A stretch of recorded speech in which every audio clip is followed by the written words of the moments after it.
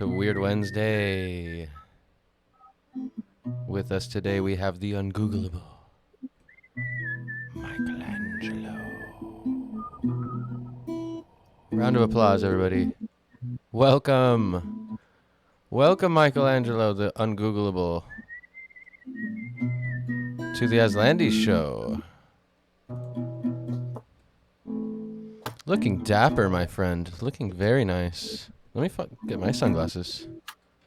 Aslan and I have matching watches. Ooh.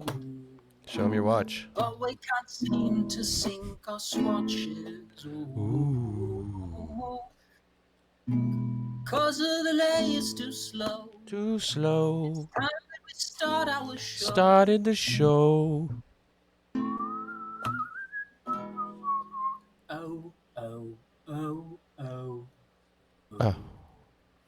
Hello, my friend. Hello. It's a pleasure to be back here. The last one was a bit biodegradable, and I don't think there's any proof that it ever happened, except for our memories, which we cannot trust these days, can we? Well, you see, that was back then when my equipment was not quite as amped up. As you see, I also have a Pabst Blue Ribbon sign, and the same watch you got. Pabst Blue Ribbon? Fuck that shit. Heineken. No, wait, it's the other way around, isn't it? I don't know. The Blue Velvet reference. We got a new president today, so I'll drink one to them. Yeah, I'll fill up my teacup to that. Welcome to the Aslandy Show, my dude. We have so much to talk about. I have so many questions for you. Dude, get rid of one president and get another one of equal or lesser value, right? So. It's a coupon. It's a trade-in. Yeah, exactly. Wouldn't it be wonderful, like when you had Jack Nicholson as the Joker in the first Batman movie, and then after that, they always needed two villains to equal Nicholson's maniacal reign, because after Nicholson, you always need two. So, wouldn't it be great if, after Trump, you'd need two presidents? They have to kind of, tag team it. One is the straight guy, one is the wackadoodle, and they just kind of, go off each other. It'd be great. Inari's here with the bit. Thank you, Inari. I still would love to have a situation where it's Trump who runs a reality TV show and the American people vote. Well, they just did. They vote one by one. Told him that he's not president. He just gets to play on like he is. That'd be wonderful. Like a bunch of people enter and the American people vote him off one by one on their cell phones. Like on one of those reality TV shows. It takes like a season. Yeah. It's like a whole season of TV. Hey, I bet the voter turnout would be an all-time high.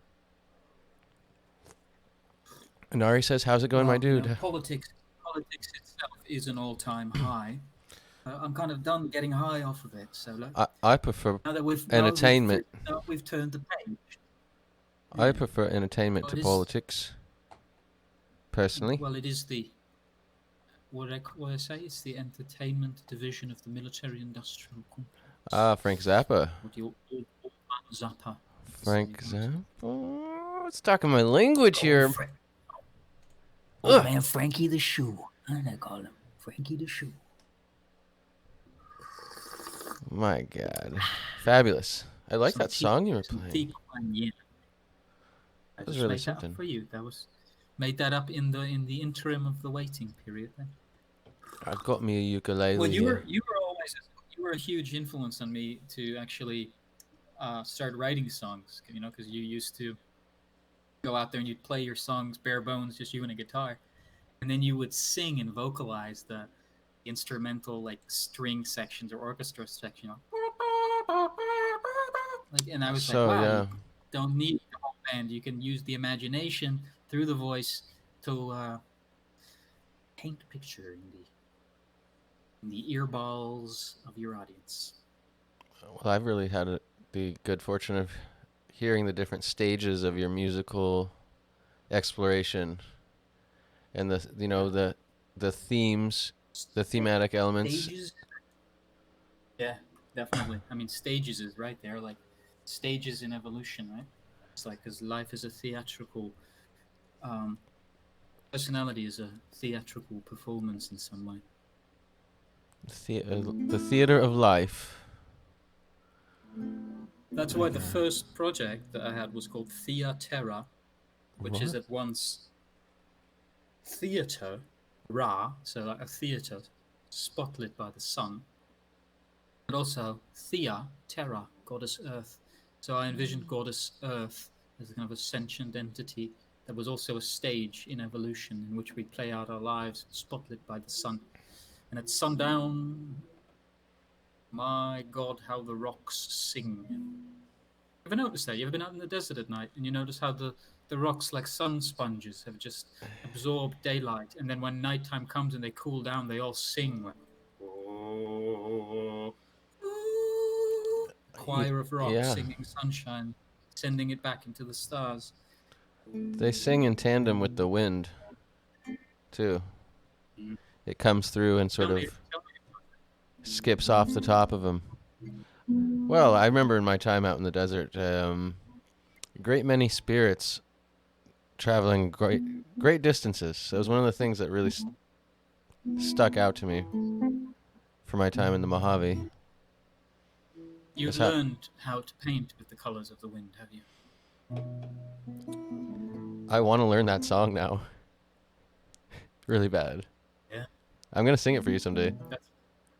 That would be lovely. I bet you'd do a great rendition. I can sing with all the colors of the rainbow. Oh, the rainbow? I think so. What'd she say? I can paint. Or I can... I don't know. I'm making it up. All the voices of the mountain. Can you sing with all the voices Let's of look the it up. mountain? I want the whole lyrics. I'm going to learn this song and sing it for you soon. Hold on. I'm going to sing it to you in Michael Jackson style, all right? No way. All right. You think you own whatever land you... I'm sorry, my voice is not... It's crackling too much. Let me get into that Michael mode first. Hold on. Because it's always... my entrance point to the Michael Take a sip of water. Take a sip of water. What about sunrise? Oh, there you go. What about rain? Okay. You think you own whatever land you land on. The earth is just a dead thing you can claim. But I know every rock and tree and creature has a life, has a spirit, has a name. You think you own whatever land you land on. You know, he goes into his rocky face. No, it's got to happen. This has got to happen. We're halfway. I was halfway to MJ. You can't go full MJ. You can never go full anything or else get stuck there. It's too damn dangerous. Actually, it's in my rules on Discord. MJ's off limits. That's one of the rules. Oh man, we just went there. We crossed the line already. Barely 5 minutes into this, we already crossed the line you set. How will we find our way back from this terrible digression? No, it's okay. It's positive. As long as it's positive, it's fine. But there's no negativity. No slandering MJ. Yeah, I'm into that. Yeah, it's a big rule. You can only have so many rules. Otherwise, what will you break? You have to have some rules to break. I Yeah. wish they'd start making rules out of more durable materials. Well, what's the fun in that then? Rules were made to be broken. Or bend them. You can bend them. Play them. If you can bend them like notes. It's like Play-Doh. Tell me. Clay or the philosopher? Tell me. I want to hear it. Right here, right now.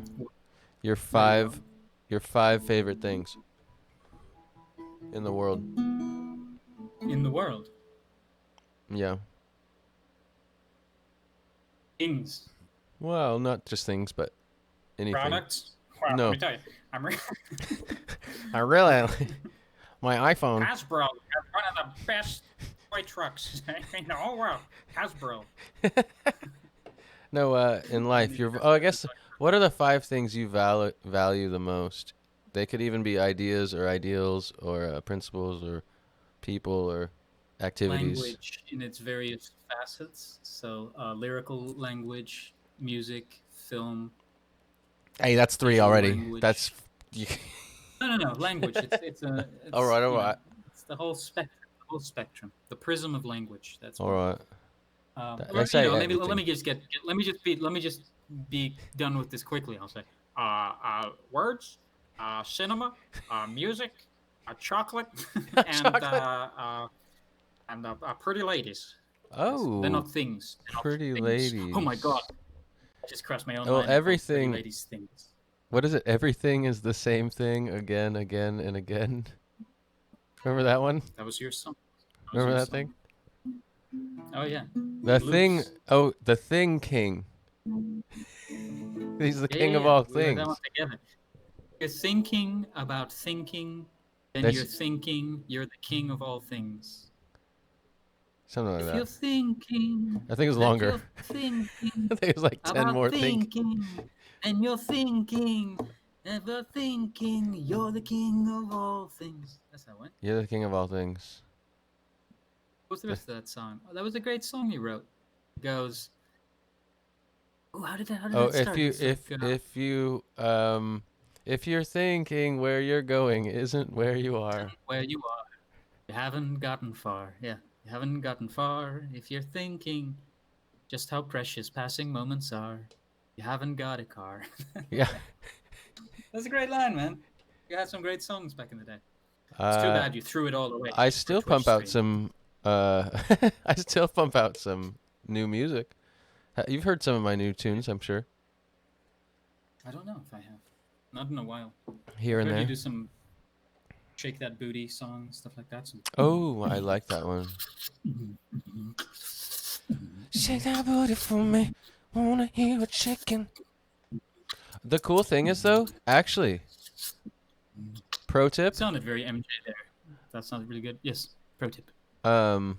Just even though there's a lag for you, the audio that comes through on Twitch is the one that's coming through with me. So I can still, anything I do on top of what you're doing is synced up on the way out. Just not for you. Oh. Right, well, let's try that again then. If you're thinking that you're thinking about thinking that you're thinking about thinking that you're thinking, I want a sandwich, 2 sandwich, 3 sandwich, bunch of sandwiches, sharing with my friends, sharing with my neighbors, sharing with the homeless dude, buy him a new tent, buy him a new house, buy him a new street, buy him a new spouse, buy him some new meat, buy him a new mouse, bottom of the ocean, top of the morning, bitch ass motherfucker, coming for you yawning, made with the yawn, made with the charm. All right, I can't do it anymore. Ooh! And that song. Ooh! Scream! Planet on all planets. It's coming to all planets soon. That's planet. What happened to Karen? What are you doing there? That's some. Pouring some tea or making a little ASMR out of this. Is that like some? The thing is, the media of podcasts and live streams, they're like blank canvases in the same way that VR, there's no Spielberg of VR yet. Like, it's a medium that hasn't been totally figured out yet, so we can go any which direction with it. So I feel like we gotta sneak in some ASMR. We gotta have a therapy hour in there. Yep. Make some songs happen. Public intoxication. They like to hear. We could talk what? Public intoxication, also. Yeah, because it's on the. You want to bring toxicity into it? Yeah. Oh, I do. I prefer to. Some diseases are cured with poison.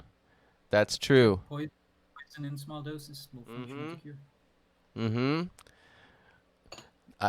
That's all. Something toxic people say all the time. Well, you've heard my whole theory about how trolls are an antibody, like a white blood cell. No, tell me about that. Have I never told you that? Well, I have this theory. I think the word antibody is interesting because it speaks to me of dissociation. Anything that is antibody is dissociating from the corporeal realm. No, that's out of body. In a way, that's what trolls are doing. Because the trolls are, in a way, they're completely mental.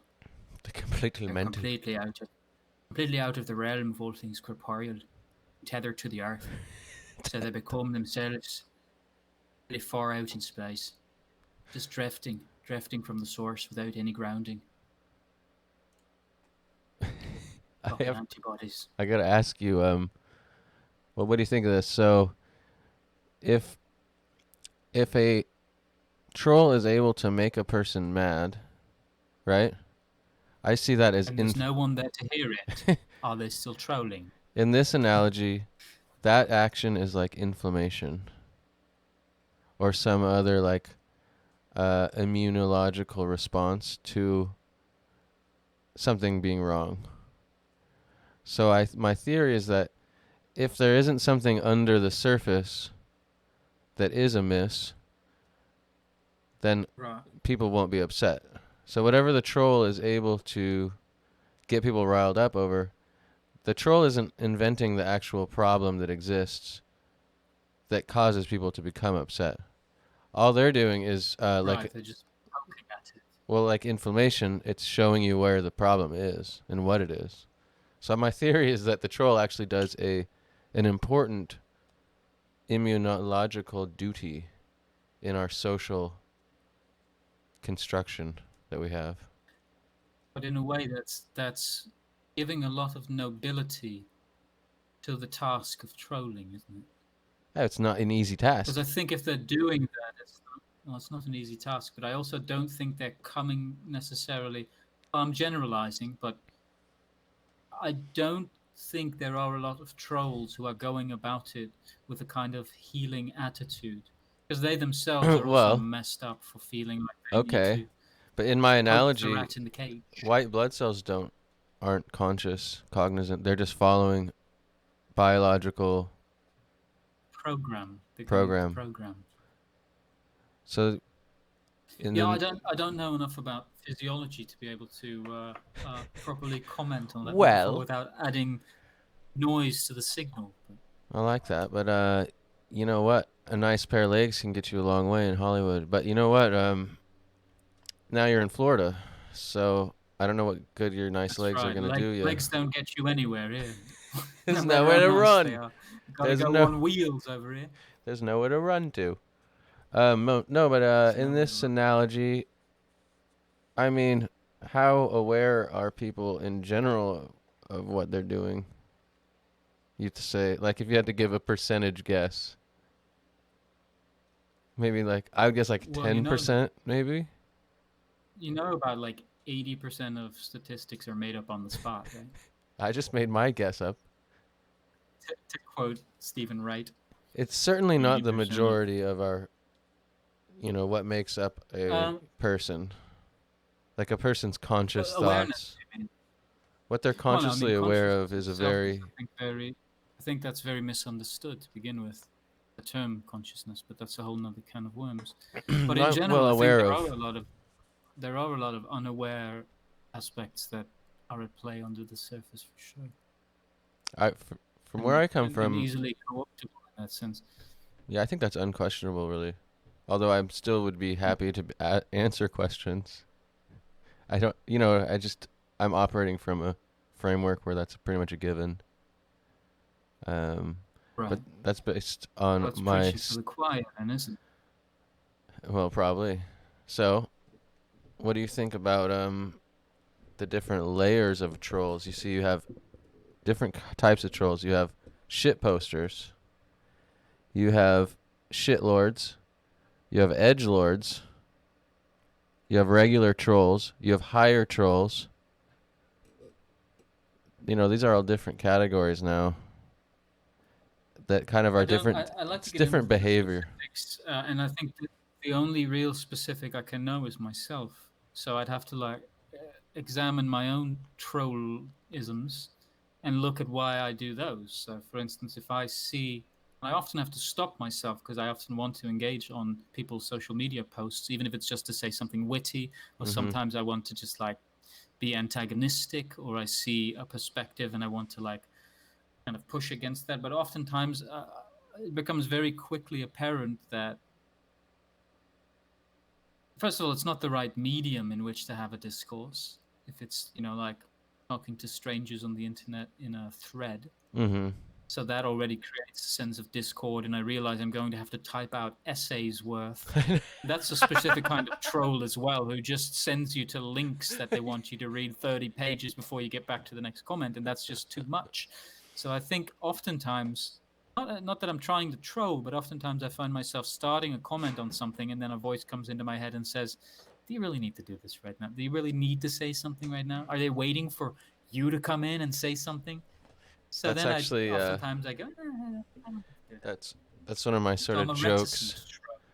That's one of my jokes that I would tell someone like you, is that you'd be, considering all the stuff you've ever seen me post on the internet, you'd be amazed about all the ones I've deleted and never posted, or like the ones that I like typed them out and never actually posted them. Well, your kind of trolling is like a Zen troll. You'll post a random statement, people will kind of smear the wet Rorschach will smear in their minds. They will react to it, and then you'll comment very briefly on it, like, how does that make you feel, or something like that, like just turning it around, like, let's take a look at that, or I didn't say that, or something simple and not even dismissive, but just to show, like, hey, dude, you're off on one right now. All I said was this one thing, and you're going up. Look at it go. Look at it go. It's to the moon. What it kind of is, right? Yeah. Set it. You light a spark. Somebody else takes it, douses themselves in gasoline, sets themselves on fire, and then say, "How could you do this? How could you do this?" And you're like, "You're holding the match. You're doing the thing." Then they're just off, and then it's for you maybe just a show to watch or something. But the thing is, it doesn't always make you more popular, does it? I think you were a more popular person back in the day. I think you'd go around with your ukulele playing songs to people than when you were a socio-political instigator in the anonymous verse. I have to say though, web. I have to say I'm actually more excited about the audience I will generate doing the latter. And I don't consider myself, aside from my like sort of staunch stance on free speech issues, I don't consider myself a particularly political person by any means. I've actually thought about this a lot because I've sort of been hard on myself over the years of why am I so obsessed and fixated on these political issues. But I've sort of come to the conclusion that it's because I am interested in them from a psychological and hey, what's up, Cryptic? Welcome. From a psychological angle and from an anthropological angle, like different because I'm sort of concerned with case studies. I think that the political sphere are like symptoms, and it's for people. I always say, like, they who are without insight look out, and if you look outward, you just see the symptoms of your internal. Right. And my main focus. The political sphere is kind of like the symptomatic puppetry of the sociological, psychological elements. So that's what you're looking at. It's just such a like. Mm-hmm. Well, and I'm looking at how people like, are responding. Yeah. Oh, absolutely. My main focus is on how groups of people respond and work and operate in tandem based on whatever stimulus, right? My other interest is simply a philosophical. Or the I do have like another interest in the philosophical angle. Yeah. And I am interested in that too. No more, brother. I feel you, man. I'm really happy with the stimulus as well, man. I'm just my psyche is overjoyed. I'm on the same page as you, brother. I like I'm afraid to take psychedelics though. I'll tell you that. I don't know why. Why is that? I feel like I just took enough. You know how you can find out why? Taking some more psychedelics.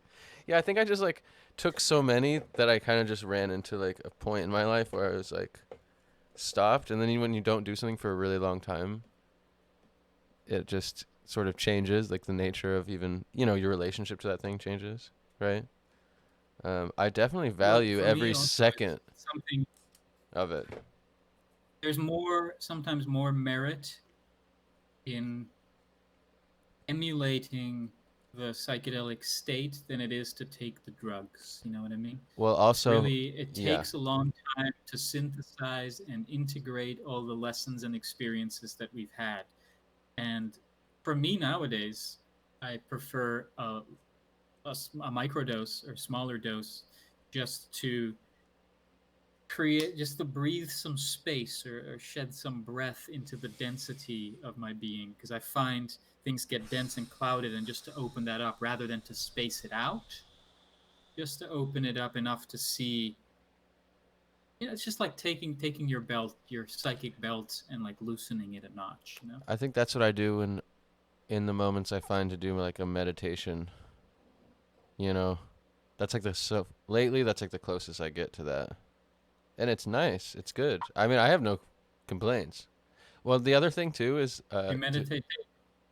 I'm sorry.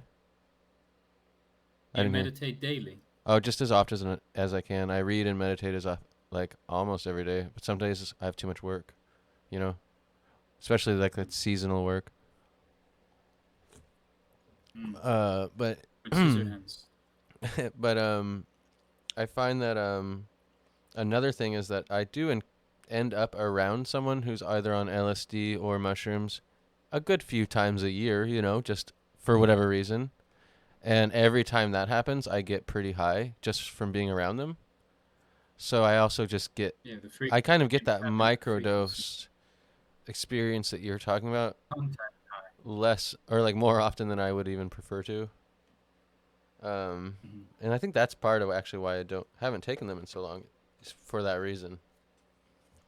Because I really enjoy and cherish all the things I learned from them and the experiences that came about, you know. But yeah, like you said, I'm still processing all that too, for sure. There's no question. And the same here. It's like I feel from every experience that I've had, there are stories to relay, and so long as I have not been able to fully synthesize it all into a grand synthesis, I'm just going to accrue more and more work and more layers to infinity, basically. And it's not until you can somehow tether it into a finite or definite expression that you're just going to get further and further out. So for me, over the last few years, things have become much more grounded. Like I used to be much more of an astral traveler, whereas now it's less about astral projections and more about astral receptions, and really like grounding myself in the flesh and in the earth and in the importance of the biology of the psychology. Because psychology itself, I mean, it's funny, the word psyche meaning both soul and mind, whereas the mind is more like, I think Jason, when I talked to him on his show, he was describing, he's like, well, the mind is kind of like barnacles growing on the psyche, isn't it? It's like this sense that the mind is more like the dissociative element, whereas the psyche is the bodily intelligence, the soul has integrated into nature. We often it's like an apparatus. Like I don't like these things when people say like, yeah, you're not the body, you're more than the body, or you're not the body. It's like, no, but the biology is a huge part of that. Yeah. And the idea that even if you die and your body just like goes into the soil and becomes parts of the trees, that's also life after death. But we don't like to think of it because we lose the dissociative identity which we so cherish. And we want to carry that on, the dissociative vessel. We want to carry that on into the afterlife. Right. And we want to have that incarnate as the next emperor of Rome or whatever, you know, is some significant notion that we carry, that we were in a past life. But I think the truth of it is closer to our biological psychology lives on in a kind of biological psychology. Of ideas, an anthropology, world, but of ideas. Anthropology, yeah. Humans, you know, the ecology deserves an anthropology from us humans. We must atone to that world. So, I like that. Let's see what I had a few thoughts there.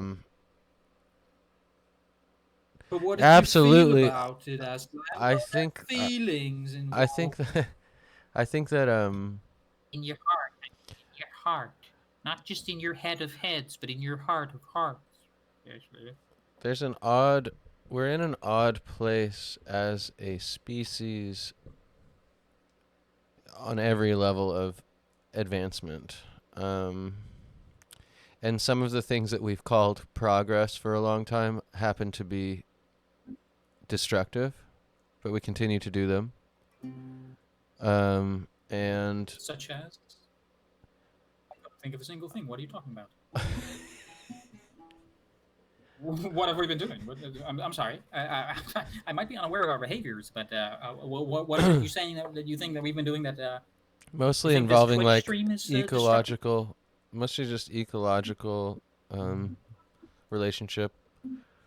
You know, freaking A. Where so, look, I gotta take a whiz. Will you play them a song real quick? I will play a whiz. By wearing my hood, I will play as though I were a whiz. Yeah, sure, I'll play some. Thank you. I'll be back in 30 seconds. Or 45.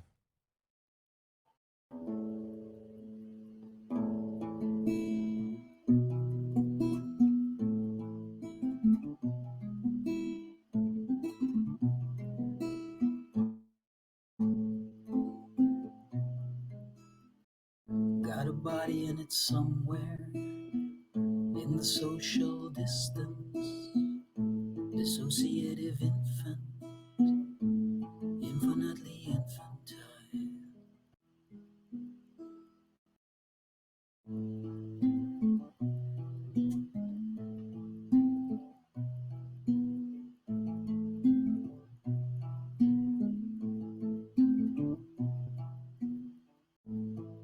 It's painless, but rueful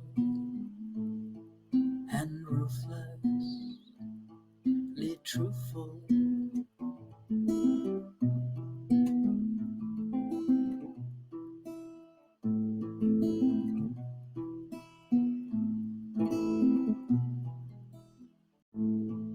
Undying, unborn, untethered, forlorn, tattered and torn on the trail of betrayal, through thick and thin, through the horns and the thorns, to the exit within, through the eye of the storm.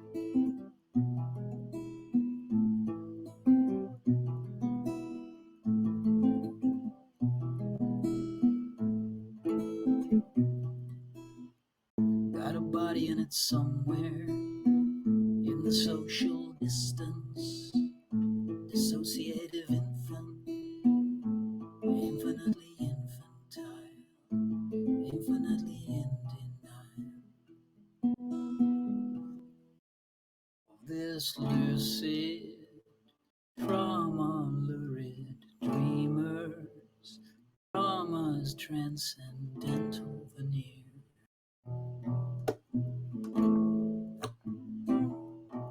Our hallucinations, elucidations lured us light years from here.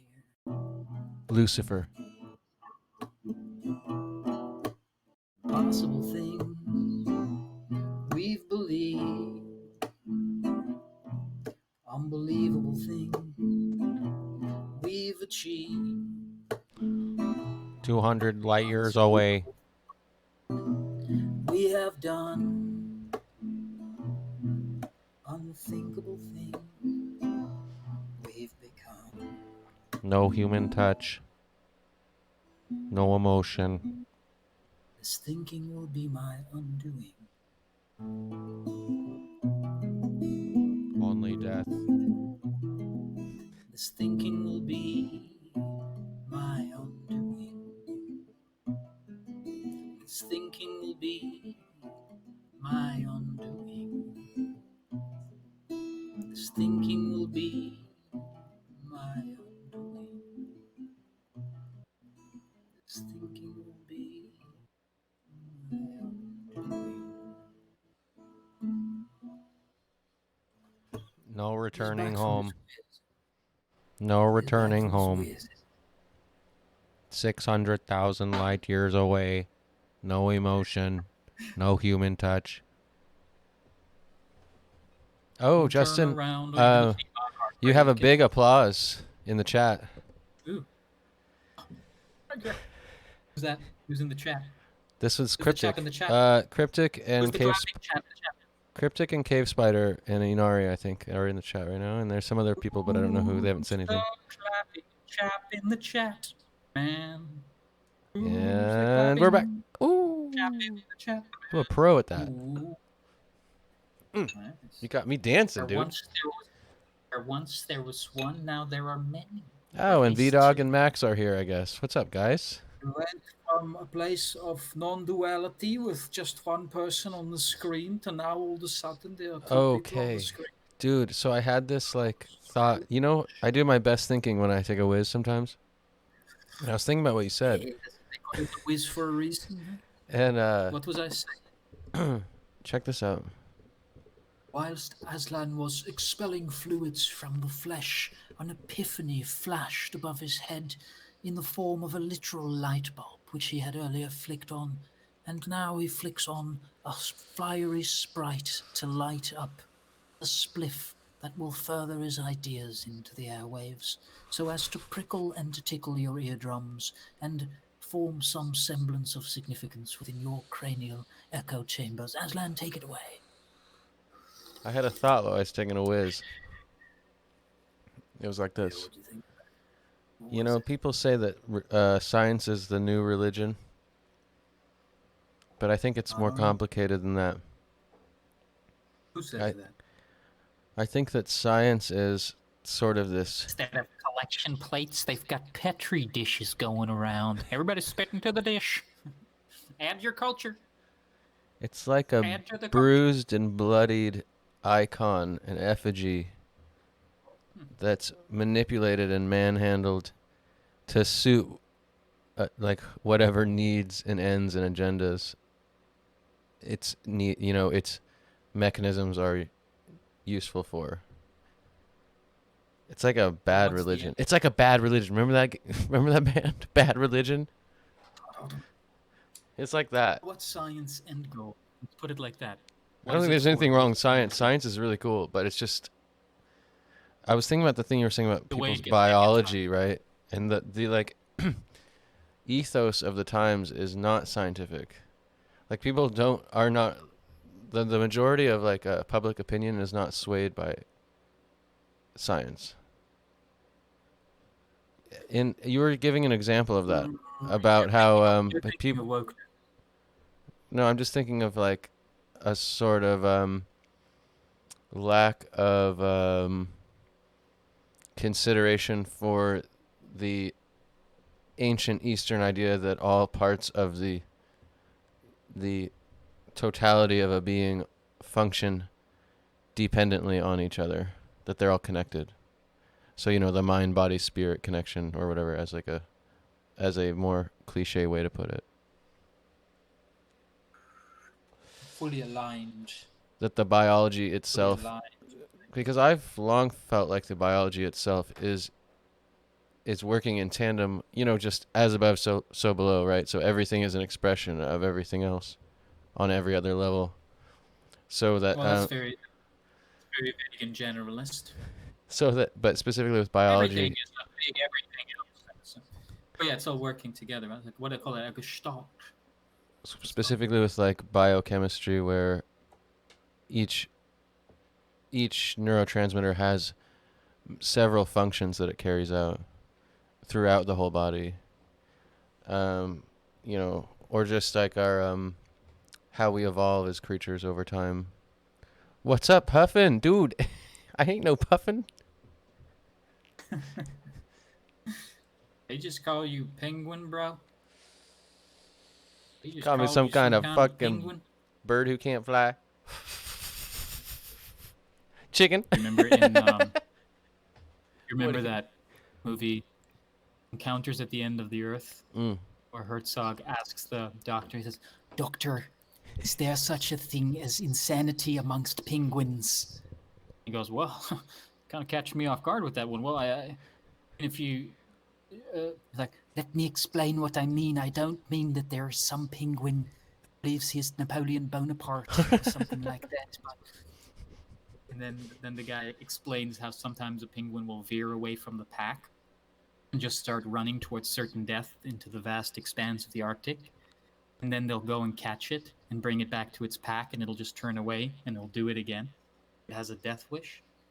I feel like that's somehow applicable to what you were talking about and how the whole body works together towards survival, but there are some elements in the human body at large that might be moving away from the natural order in order to disorder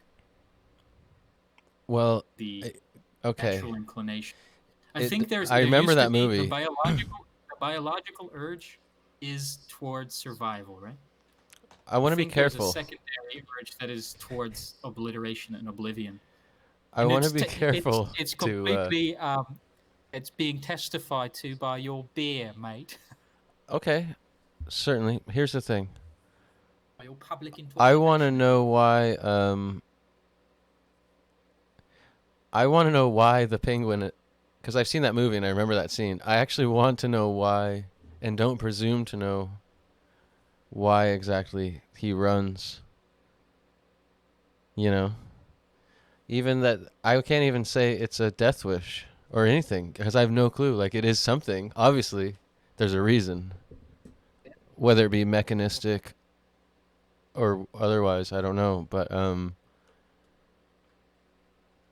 I'm curious about that. I mean, it could also be that it's because it could be a quantum phenomenon, that it's because of the observer that the penguin would behave in such a way. So I was once in a 10-day silence meditation, Vipassana. mm-hmm. And there was an instance where myself, this was on day 8 or something like that, where myself and a bunch of other practitioners who don't have contact with each other, like you don't speak, you don't have eye contact, you don't communicate, you don't write anything down. It's just 14 hours a day of meditation, and then you get to walk around the garden a bit, and you'll see, like, you know, a spectacle like the day moon or some ants. That's like a whole world there, or a deer. The deer are like a big part of that scenery. And so one day, myself and a bunch of other practitioners stood there, and we were looking at this silent, serene scene of the forest, and in it were a couple of deer, just, you know, like,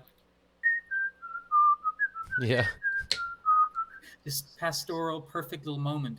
But it seemed as though our focus, and imagine if you're doing 14 hours a day of meditation, stuff is going to come up, right? Like, you're dealing with like all your hurts, your traumas, your calcified obstructions, and all of it is going to come up. And in this pristine moment where everybody was able to let go of that, it felt almost like we were like focusing it in on the deer. And out of nowhere, this deer starts bucking and running backwards like a mad thing, just like, and everybody just burst out laughing because it was like, what the fuck is this thing doing? I wonder if, like, though, could it be coincidence? Our shit that we were focusing, almost like the deer was this pure vessel that absorbed and sponged up our neuroses and played it out. Either that or there was just a tick in its ear. Yeah, that's what I'm saying. It could be a coincidence. There was just a fucking bug or something that bit him. Like a spider. You lean into the Jungian ideas. Yeah. Some people will say about that, like, that wasn't a coincidence because I experienced it, and so it was a synchronicity. As if a synchronicity isn't a They're the same. They're interchangeable. The outside world, right? They're interchangeable, I'd say. Long story short. It's funny because people will often reason beyond reason by saying, but because I experienced it as such, that's how it is. Those same people will turn around and tell you they don't believe in God. Believe in what? In a God.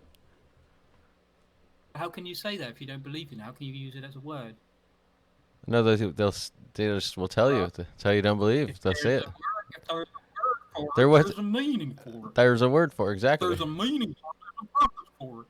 So you can't say you don't believe in something and then say the thing you don't believe in. You just brought it into existence, brother. Abracadabra. As a species I create.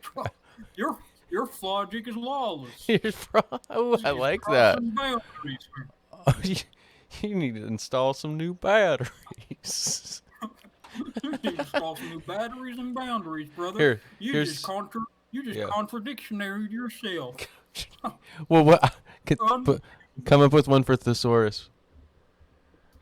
Thesaurus, that's an extinct kind of associative dinosaur, isn't it?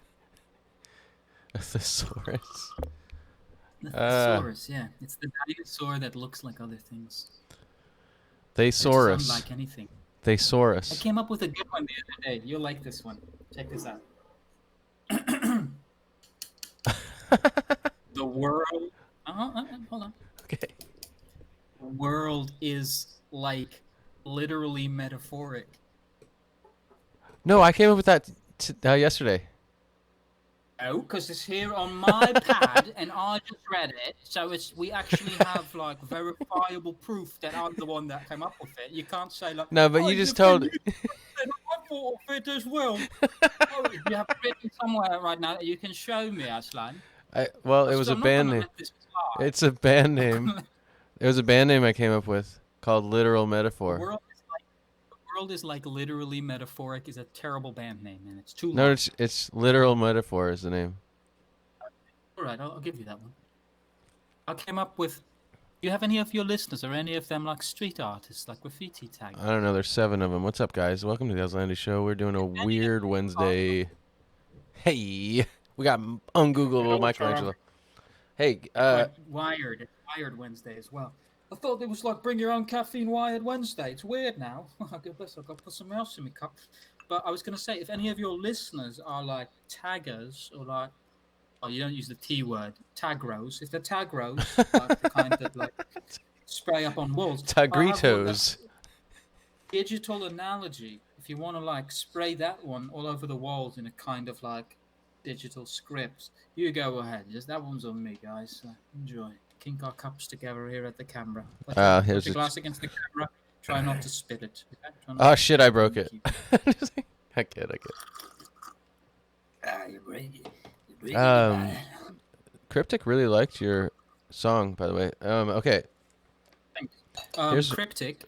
I have a podcast called Self-Portraits as Other People, and in episode 6, I had a fellow named Jason Horsley on, and I wrote that song as inspired by his book Prisoner of Infinity and the kind of confluence of his ideas and my own. And there's 2 versions of the song in the podcast. So if you'd like to listen to it again, that's a place to go. Or on my Patreon, I've got it isolated as a single song you could listen to at the click of a button at patreon.com/voiddenizen. And back to you, Aslan.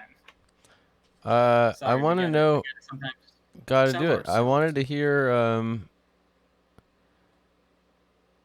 from Jordan Peterson. I'm having a hard time cleaning my room. Can you give me any advice? Oh, man, you're simply just using the wrong kind of cleaning materials. You've got to use the kind that's ecologically sound. You're using all the chemical stuff, and it goes right to your brain. It's not good. It makes me very emotional. And I think it's terrible. I think it's absolutely terrible that people will use these kind of chemical agents. Was that satisfactory? Pretty good. That's me Peterson. That's me best Peterson I've got right now. I like that you've created questions for these different people. I've got some different ones I was coming up with. Terrence McKenna, I'm having a hard time astral projecting whenever I meet a self-transforming machine elf. It seems to tell me to turn around and go back the other way. Any advice?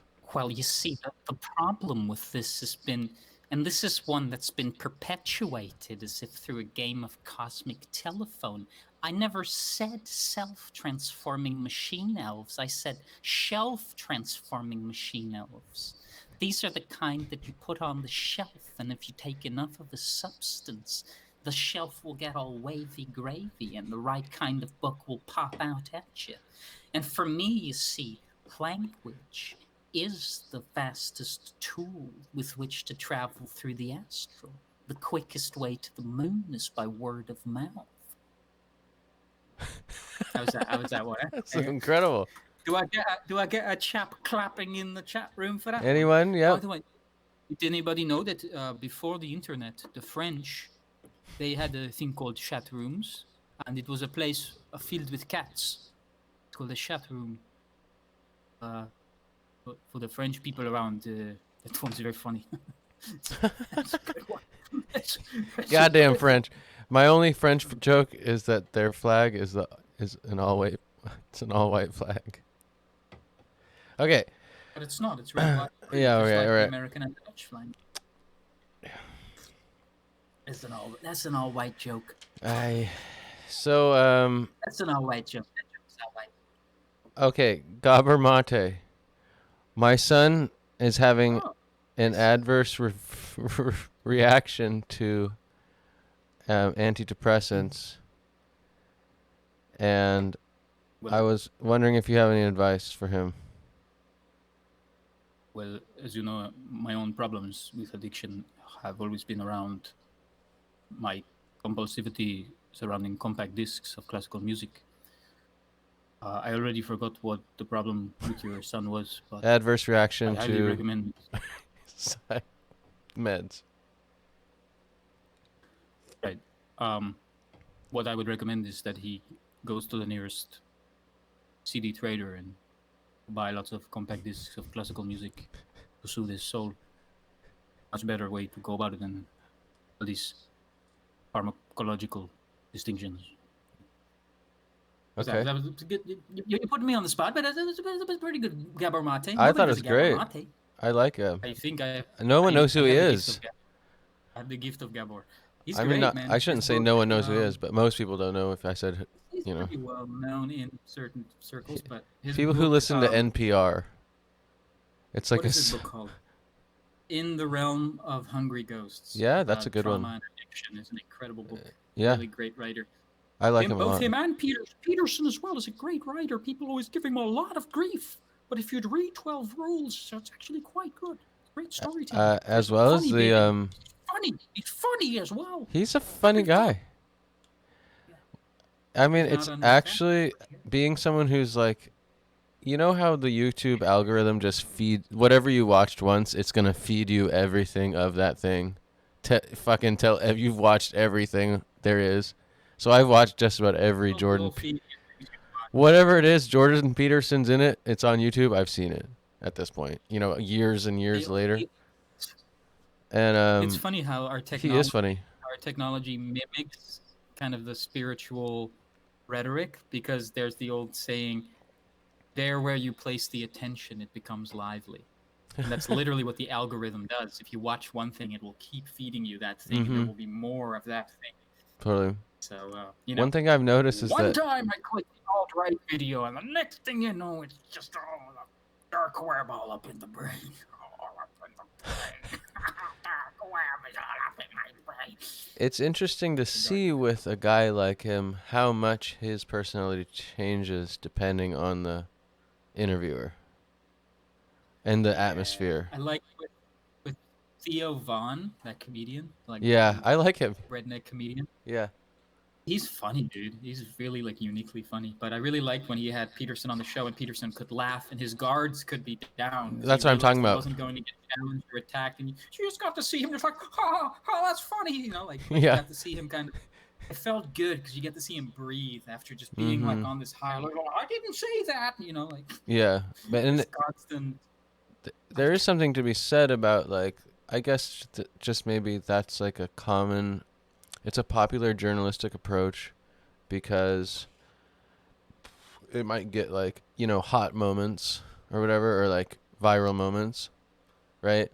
To take that antagonistic approach as an interviewer. If I was just on your ass right now, I might get you to say some weird stuff. I'm not going to try.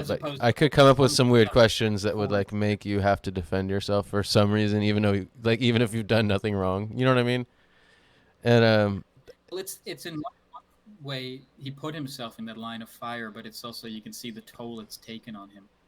There was a moment when he really was kind of in his power with it, but then you could see how it also became unsustainable. And how that armor started eating away at him. It's almost like donning this armor, and it starts to corrode on the inside and gives you a rash. But he was also like you say, he was putting himself in the way of fire. He was jumping out in front of the laser bullets, the laser shots or something. He totally he literally took one for the team, for the most part, just as being like, wait a second, what? That's all it took. Was some guy who was interested vaguely, he was interested in psychology, and that was his profession, and he taught classes about that sort of thing, and just to see the trend, because it is alarming, and from a certain, and I don't even mean it in any political way. It's alarming to see the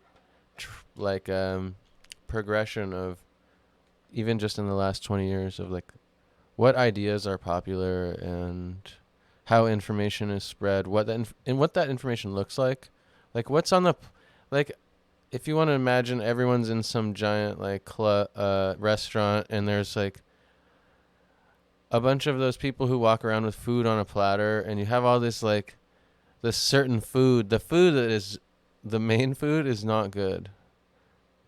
Just in general, if for our society. And there's not enough of it.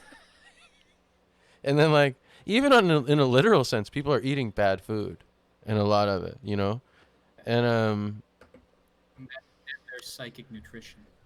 It's alarming for sure, and it's like, what the thing is with this kind of challenging of the status quo, and the kind of work that he has been doing, that some people are doing, is and of course censorship is something that comes up in that, right, in free speech and these kinds of things. One thing that people don't talk about, which I think is the culprit in a lot of this miscommunication, is cosmic censorship, which is that which we cannot speak, that which we cannot articulate. Mm-hmm. And so long as we cannot articulate this thing that we talk around, we're going to hit each other's, bump heads, whatever you call it. That's why the work, right? That's why the work of Jonathan Haidt, are you familiar with him? Is really important, where I don't think so. Just sort of exploring moral psychology and why different people believe what they believe, and on a evolutionary psychology level, and how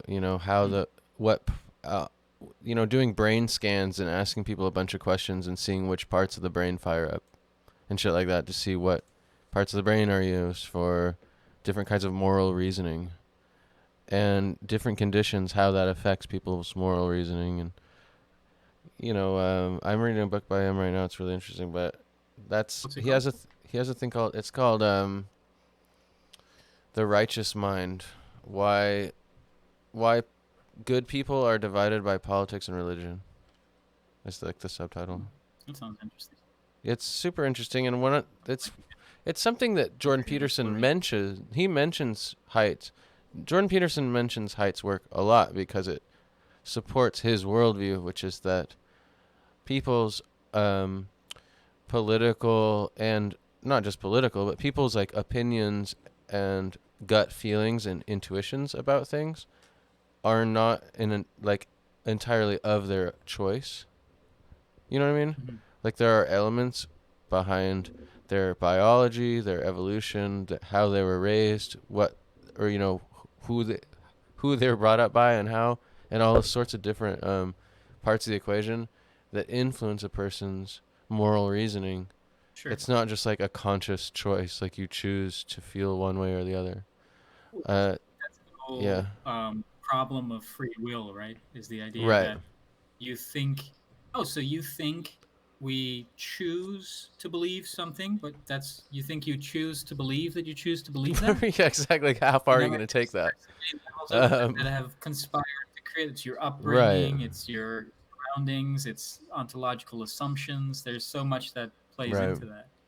What that is, though, is it's a total affront to that, aforementioned establishment media, which lives off of drama and clicks, and a Zen Buddhist message is never going to be the top headline.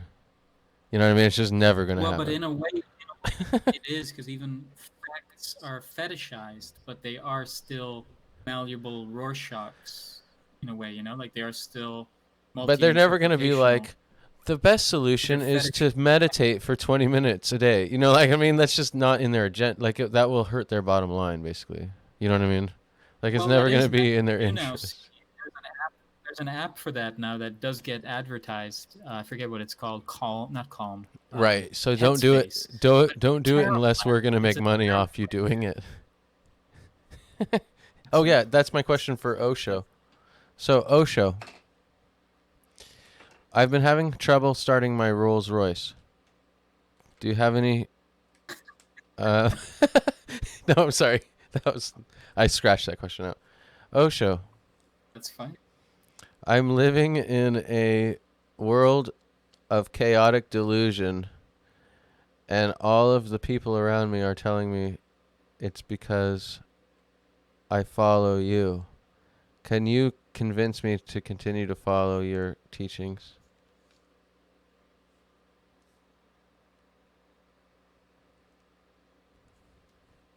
I do not ask anybody to follow me. I just sit here with my pointed shoulders, and I am going nowhere. So where can you follow me if I go nowhere?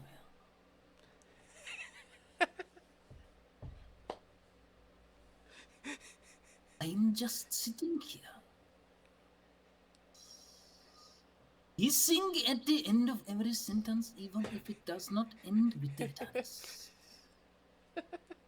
As if it were my ego deflating. But it is simply my Rolls Royce tires being filled up, so that I can go somewhere where you cannot follow. In your Rolls Royce.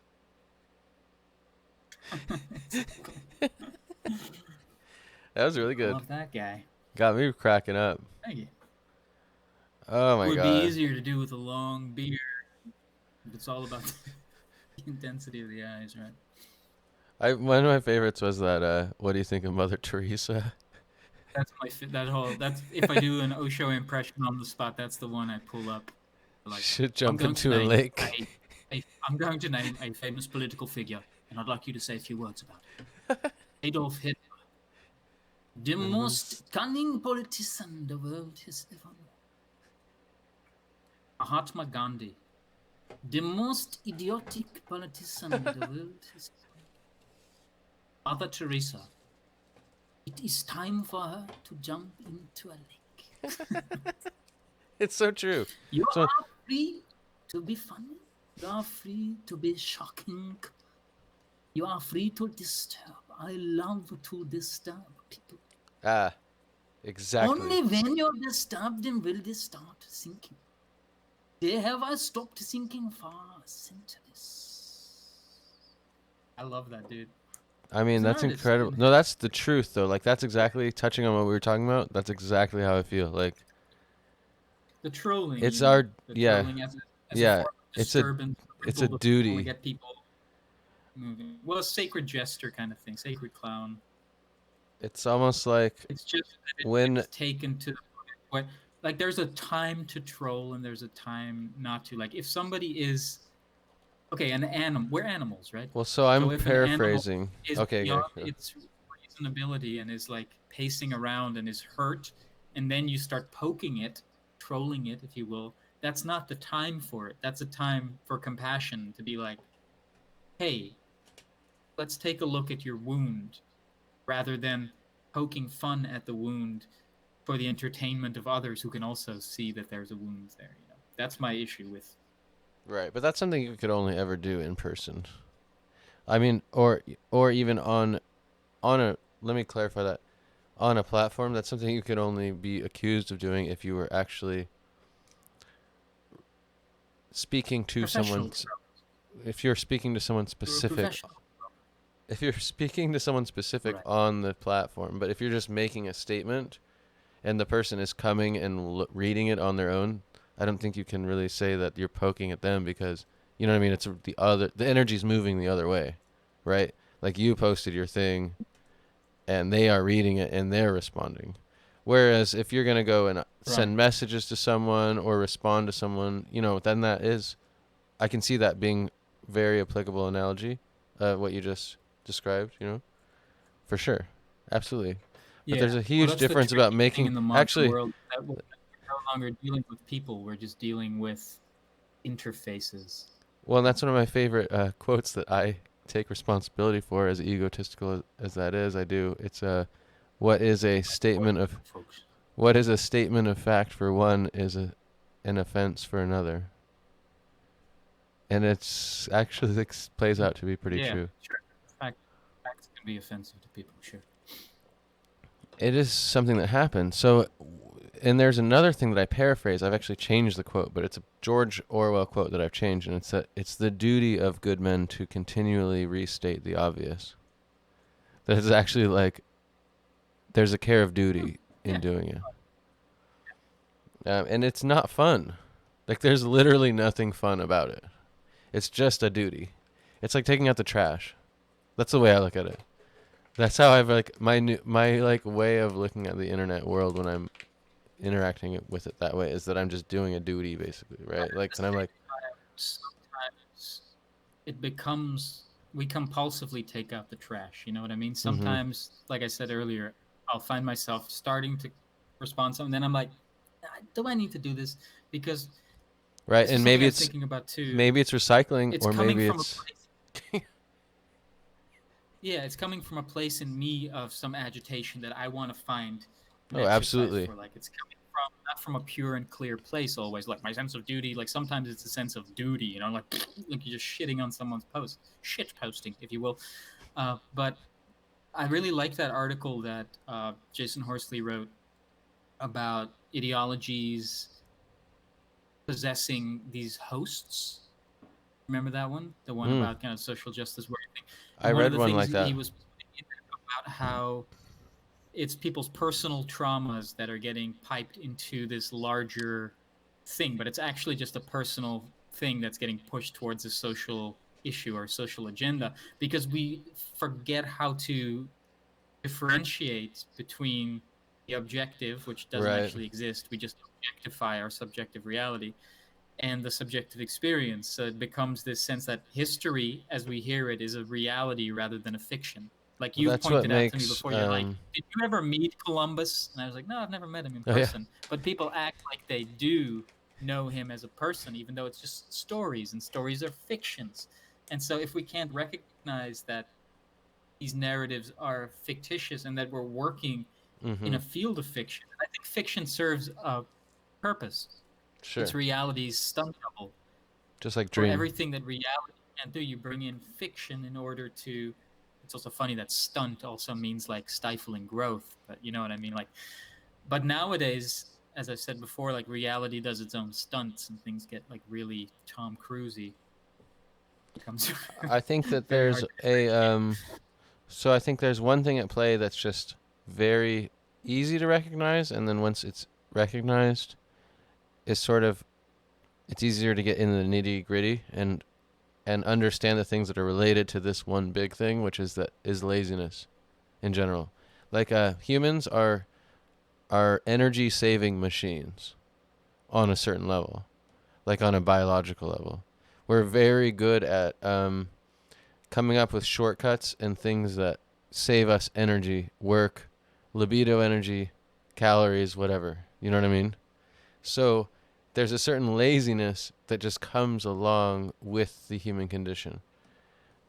Doing the kind of moral reasoning and philosophical reasoning and psychological reasoning that gets anywhere, it's a ton of work. And not everyone... I remember someone telling me this.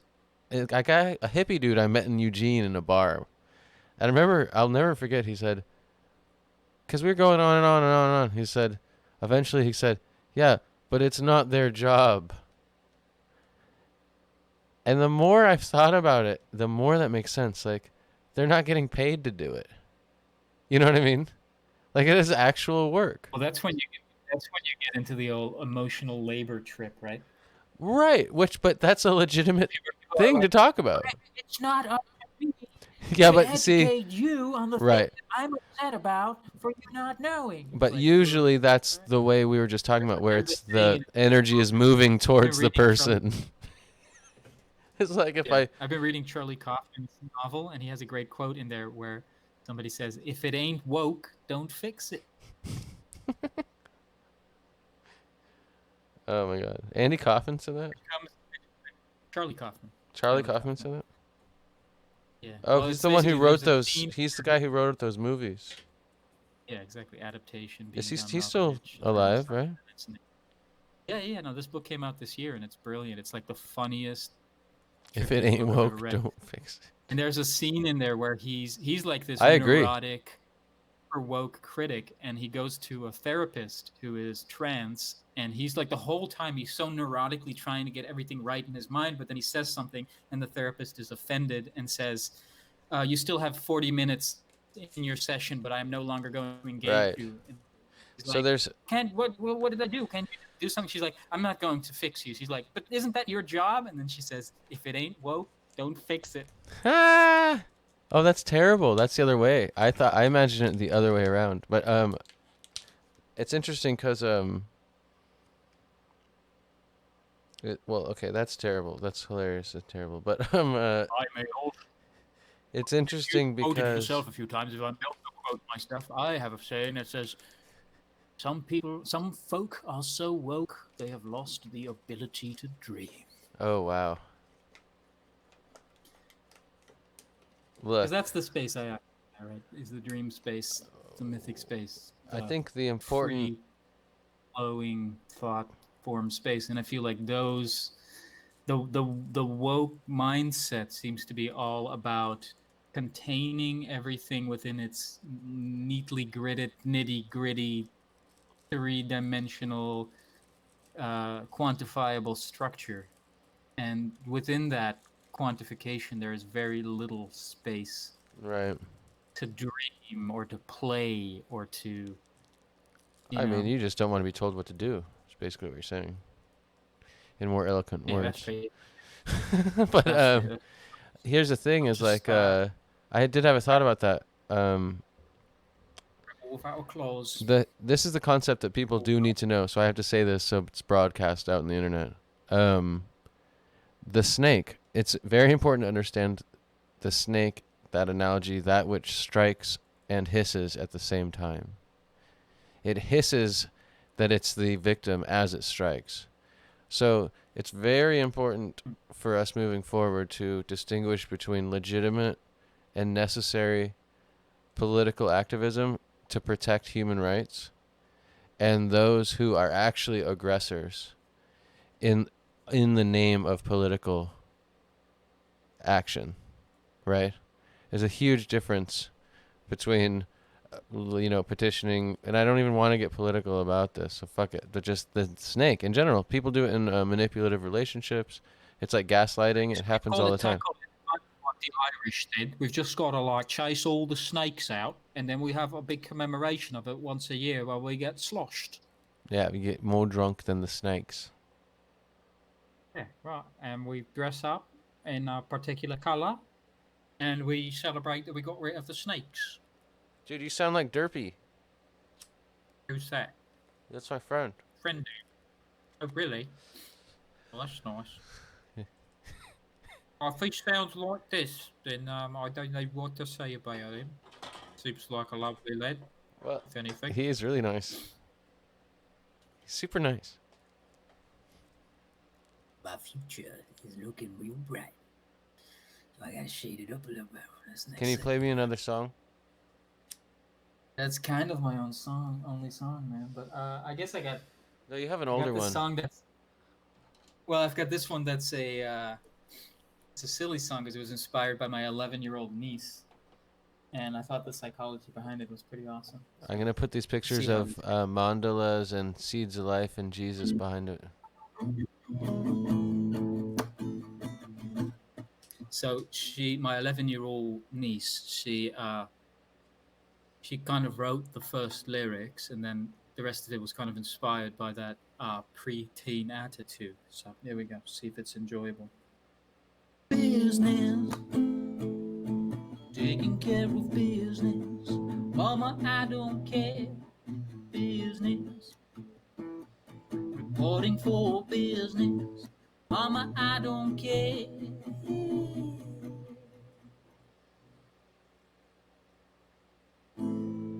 don't need a beach. I've got a beach on my phone.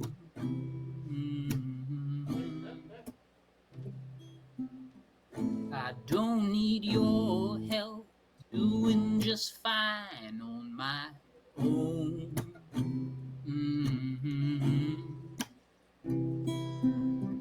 I don't need sunscreen, I've got screen sun at home.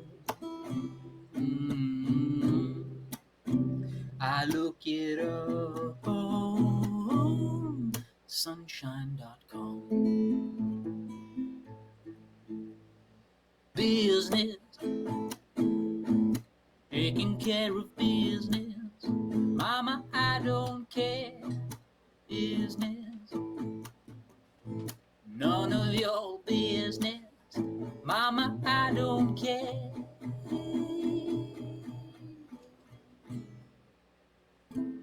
I don't need a beach. I've got a beach on my phone. Beach on my phone. Need your help, doing just fine on my own. Fine on my own, yeah. Don't need sunscreen, I've got screen sun at home. Screens on at home. I look it up on sunshine.com. Hey, up, keep going. Hey, up. A pop punk song in the style of an 11-year-old. We're talking. Blow my nose. Right back. Yeah, blow it. We are live on Aslandy's show. What you got to know is K-Spider, we're talking to the Ungoogleable Michaelangelo. Very interesting fella. Very interesting chap. I do say. Out of this world. Out of this world fella. There he is, back in the headphone era. Any people we've got tuning into this broadcast here? It's Like, fluctuating, people come and they check you out. People ask, who are you? Look, I'm talking to the Ungoogleable Michaelangelo. He runs a podcast called Self-Portraits as Other People. I always want to call it Self-Portraits of Other People. And I catch myself. No. It's self, No. which would also make sense. Both work. No. No. As. No, you're right. As.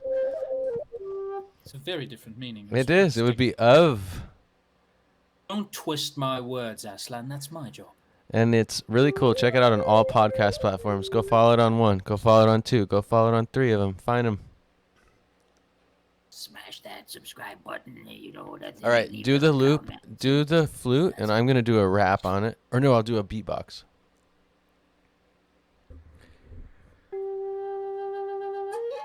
Whoa. Oh, okay. Let's try that again. Let's start that one over.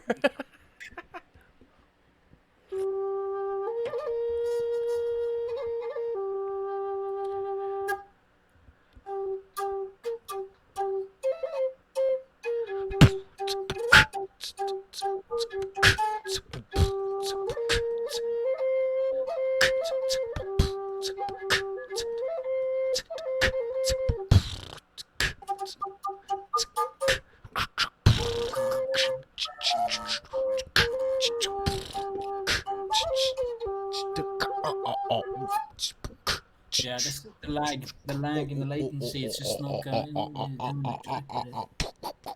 Okay. The lag and the latency would have been Ernest Hemingway's most recent book if he had not died before this current era. It's something I always find interesting in contemporary literature and such, the incorporation of modern platforms and media.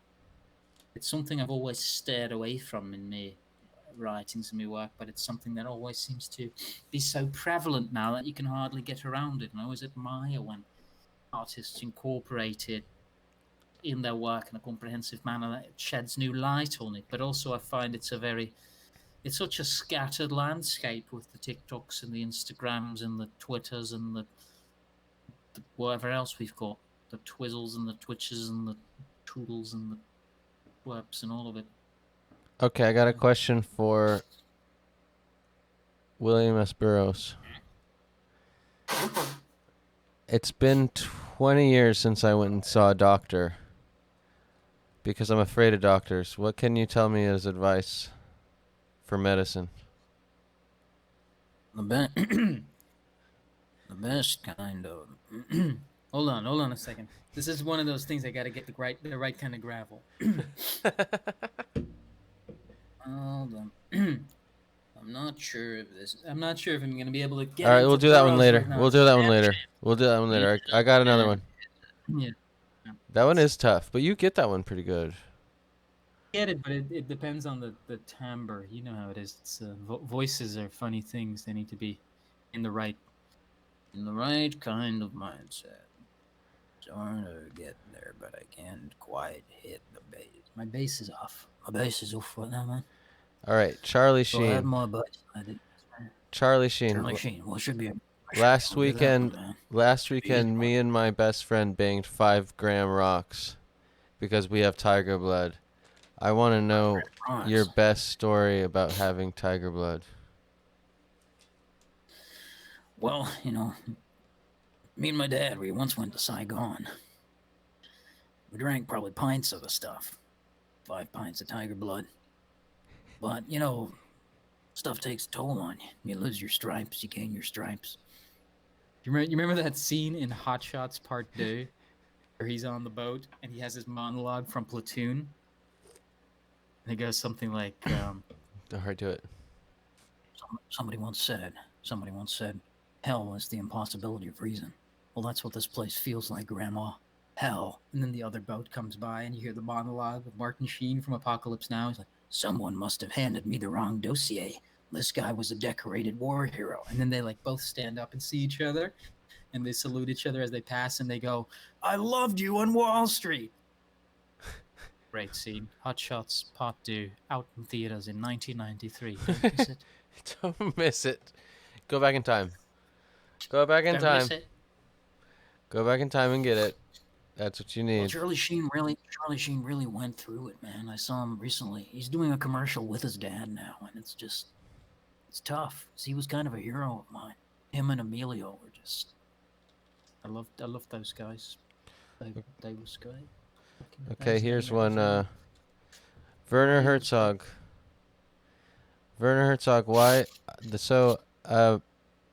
An army of moles have taken over my backyard, and I can't seem to get rid of them. Do you have any advice? Well, I tackle it with young Herzog, but I feel like it's more an area for the older Herzog to tackle. So I suppose I'll give it over to him. Here's what you do. It's quite simple. You go into the shed out the back of the house where you keep your Nicolas Cage, and you find the old mallet. And if you can take the old mallet into the garden, you can whack the mole. Wherever it pops up, just whack it. Give it a big old whack and send it back to its subterranean layers. You must conquer the terrain of your garden, or the moles will run freely and perhaps even grow on your face. That was a touchy subject, man. No, that was a self-referential. Was that a? That's El Topo right here. So that's a good question.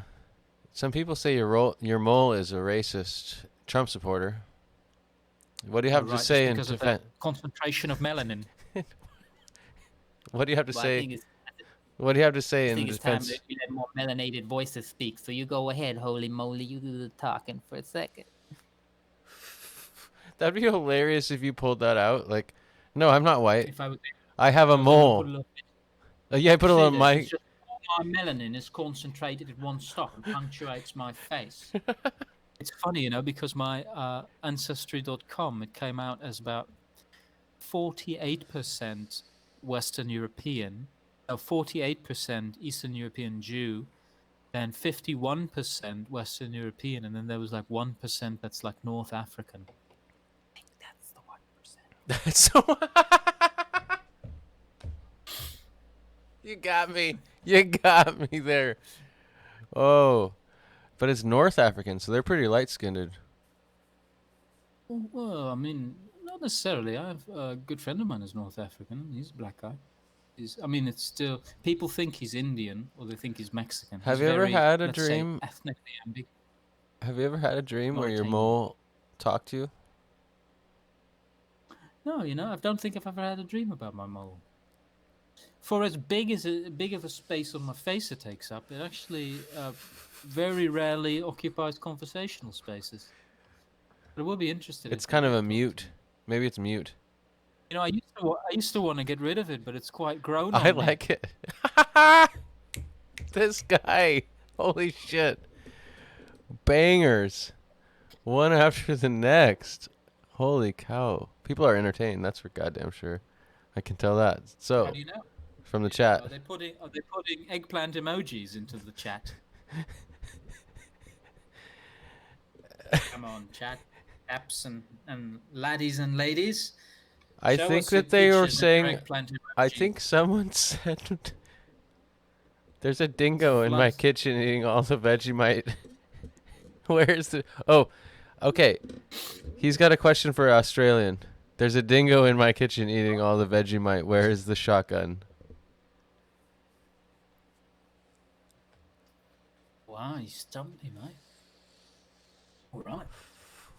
Well, this seems almost like a riddle, doesn't it? All right. Well, let me first of all try to get into There you go. into the proper headspace for it, right? So there's a dingo in your kitchen, and he ate all the Vegemite. Where's the shotgun? It sounds like a meth riddle, mate. Well, obviously, you're gonna find your shotgun in a heap of shotguns. Keep going. Always a heap. It's never a pile. It's always gonna be a heap. Well, I've got to say, my Australian, there's no I in it. My Australian could use a little whack. There you go. You're getting it. Could You're use a getting little it. whack. We're getting a little out of practice, so I find that my Australian friends are often not very impressed. But you can say the same thing about my Israeli friends. Huh? Oftentimes they don't like it when I do an Israeli accent. Because it sounds a little too French or something, but, you know, whatever, man. I don't give a shit. I don't give a shit. Okay, I don't give a fuck. Oh, we're getting laughs. We're getting laughs and eggplant emojis in the chat right now. So Eggplant, baby, bring on the babaganoosh. Hey, man, I want you to flood the chat room with all the wildest emojis you got, man. I want to see some new emojis. they're popping up on the screen between us. Yeah, baby. So it pops up in You the gotta actual take video. screenshots, you share So with it'll me be on. later, It's gonna be on YouTube as well. That's what I love. I have this here, so everything they say is on YouTube when I post it on YouTube. You know, It's there's beautiful. for the Israeli one, there's one that I have. It's you know, an Israeli telephone salesman, but he's trying to sell you a subscription to Aleph, Taf, and Taf, which is just an, you know, like a Hebrew AT&T. Try Aleph, Taf, and Taf. They have a smartphone that's also a flip phone. It's like nobody has this very interesting hybrid phone. You know, it's not really very smart, but it's pretty good.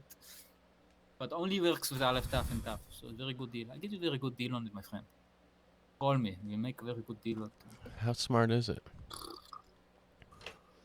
I have a smart watch. I got a smart watch right here. It was so smart. It was the same as yours. Clockwork. It's not Very quite. transparent. Mine's transparent. You can see right through it. What's the back look like? Similar. All right. Oh, everybody listening and watching this, also take off your time shackles and hold them up against the camera. We won't be able to see it, but it'll make you feel a sense of solidarity and empathy, just sort of mirroring us, and then we can work our NLP on you much more easily. Whoa. We'll get all the Venmo information going right after this. So as you can see, you can look right through it. Look, I'm a clock face. Look, me, I'm a clock face. All right, time. I've got one for you here, Aslan. I'm going to pull up Why don't a you poem ask me about one? time. All right. I can, if I may. Bring it on. All the time. If Time, I can find man. it.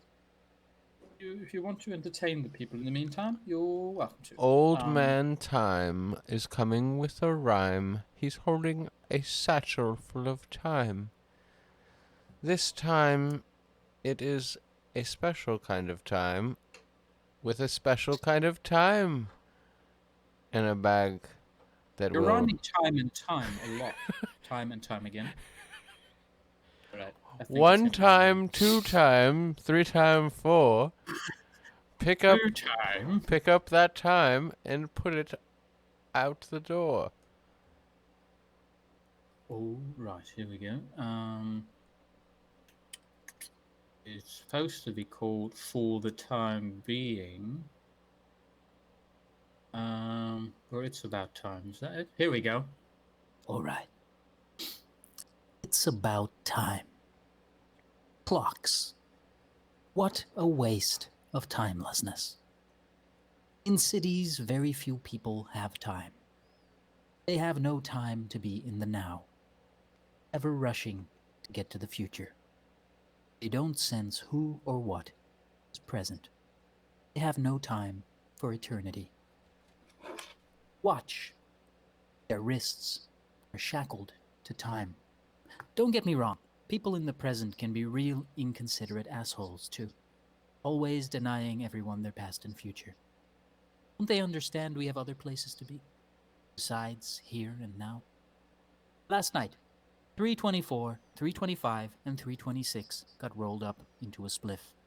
The rotation was clockwise, but we only had a digital time-telling device. Confusion ensued.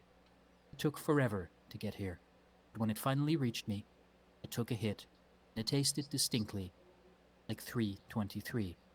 So this could not be verified. Every time I tried to tell time, time was telling me. It was heartfelt and never skipped a beat. The clock kept changing its story by the minute. Some reasoned that time is money. I wouldn't buy it for a second. But I decided to stick around for a spell. Some said, time is a man-made concept, but I think man is a time-made concept. So here we are, for the time being. So here we are, for the time being. Time being. Time being. Oh, Kronos. Jesus H. Kronos. Yeah, this Saturnalian bullshit. I come to tell you that I got a shotgun, and if you ain't got one, then your Ritz watch ain't gonna do you much. Keep it going.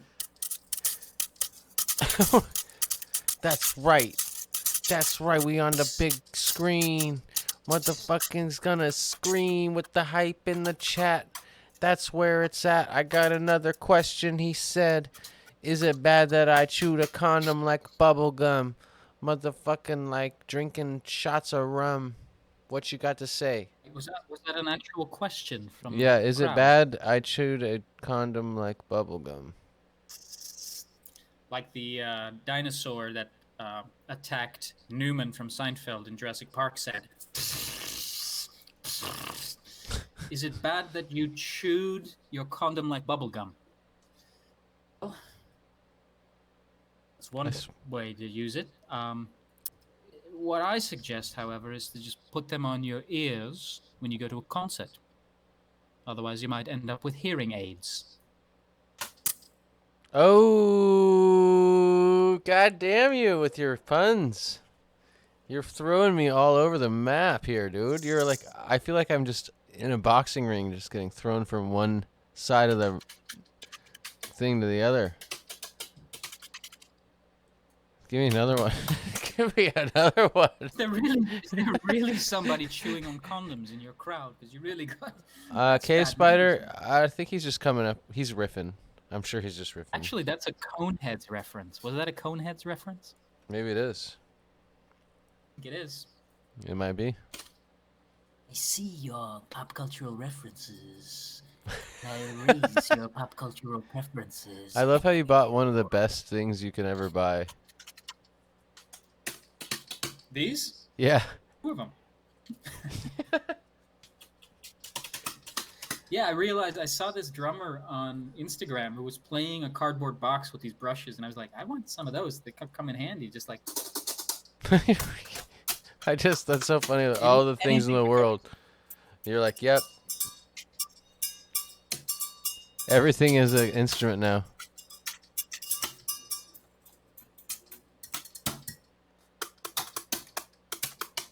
The beautiful people. The beautiful people. A friend of mine, Evan Wolverton, had a great list of ridiculous things that he posted the other day, and one of them, maybe you would be able to realize, Aslan. Do you still Tuvan throat sing?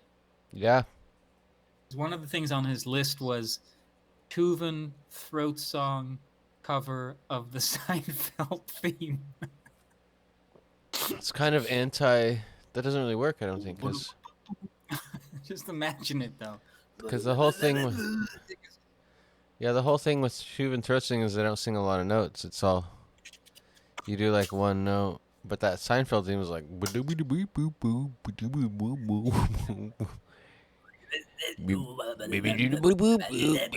I mean, just like Tom Waits. Basically, that would just sound like Tom Waits at that point. Yeah, Tom Waits is a good one. You know what Tom Waits. Yeah, I think he actually is asking for something impossible. Who is? Whoever came up with that challenge. The condom one? No, doing the Tuvan throat singing of yeah, that's an impossible challenge. That's actually not even within my realm. There were some really great ones in there. I don't think it can be done. List of ridiculously amazing things. Anything else? Oh, I could do anything else. It's not to be seen anymore. It was a biodegradable story post. Well, maybe no. Wait. No, I take it back. I could do it. You do one note. Alright, let me try it. Can we just turn this into a song real quick? Because I like how that sounded just now when you did that.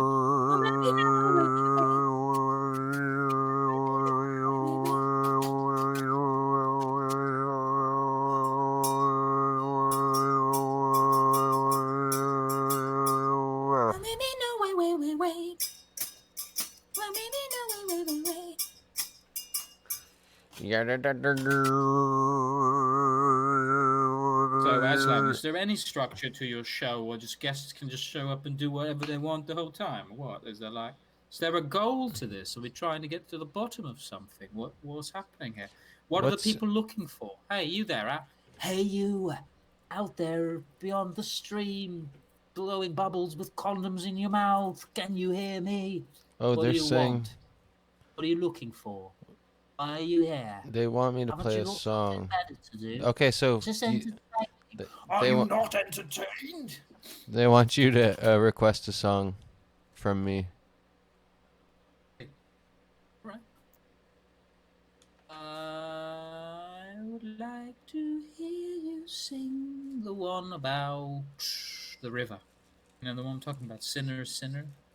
Oh yeah, I love that song. I got a new guitar. Have you seen it? I've not. And a new amp. What time is it? This is a great time. Oh yeah, it's still early enough. To strat your stuff, so to speak. Okay, here it comes, K-Spider. He requested this song.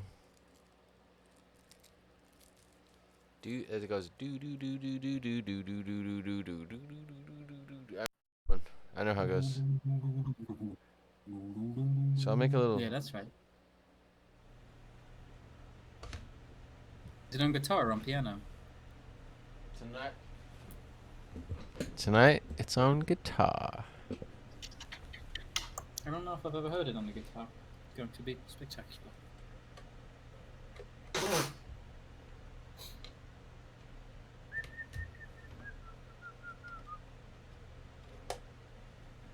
the thing about a live stream, there's going to be a lot of dead air, but we have It's not dead. an air defibrillator. It's so we living. can bring it back It's to living, breathing air. Here comes a Get song. yourself quiet, talking, Here comes a living, song. walking, breathing air. There it How is. old are people out there, for the most part? Is this a young crowd? Are you from 80s? 70s? 90s? Boy, I'd say he's of the youth for SWAT. Ranging from the range of 13 to 33.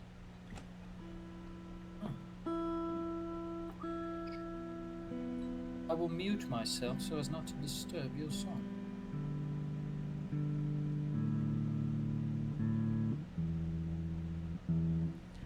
Moist.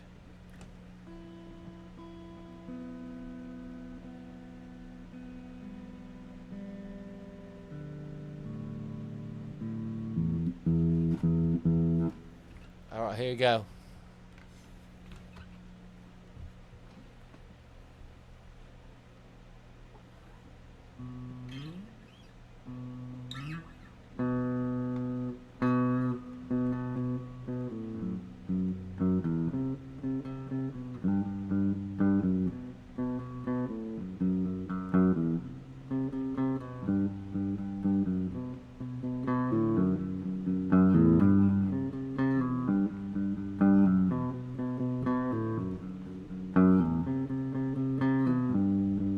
Cutting out a little bit. I think on the stream it doesn't. That's a Discord thing. But I gotta learn the song real quick.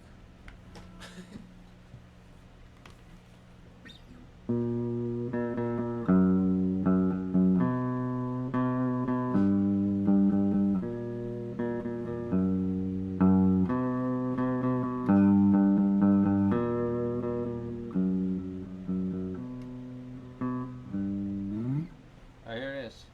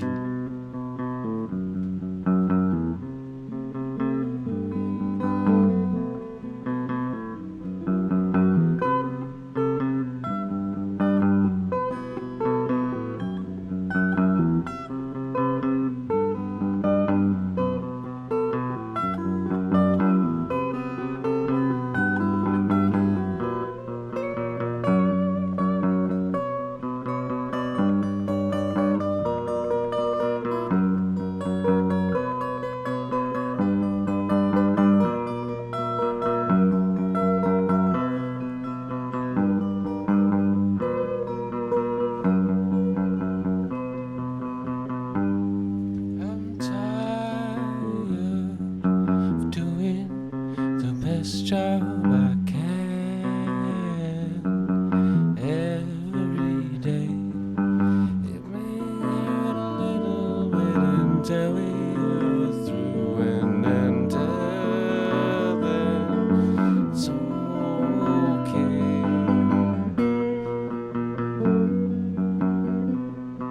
It's okay.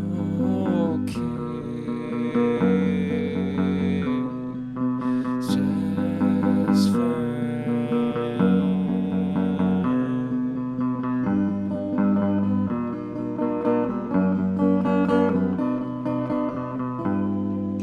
Tired of saying the same thing so many times. It may be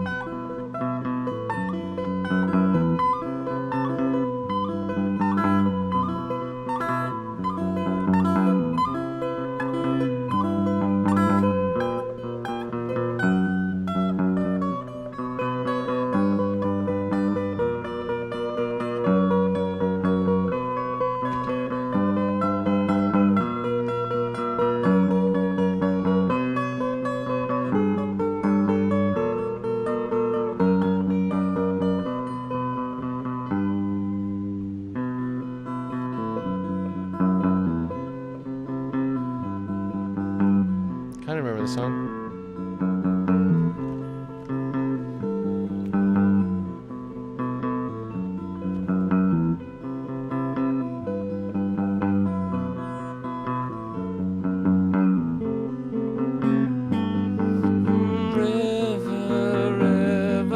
Take this sinner floater head upon the shore. If you love to see me suffering on hands and knees for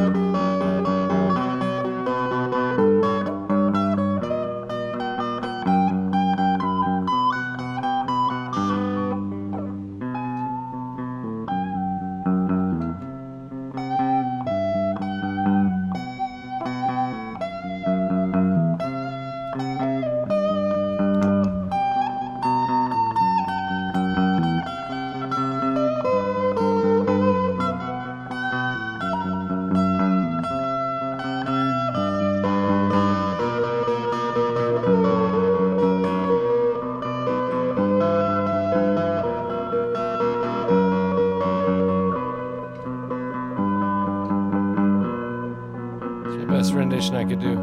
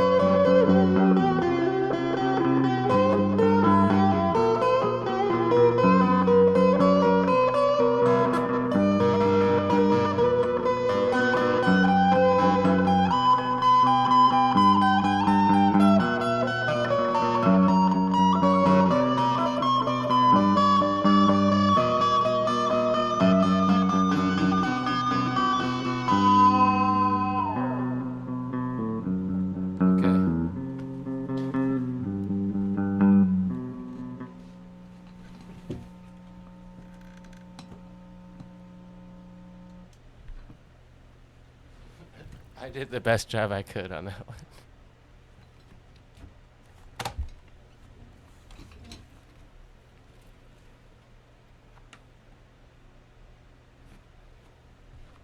It's me new guitar though. That's me new guitar.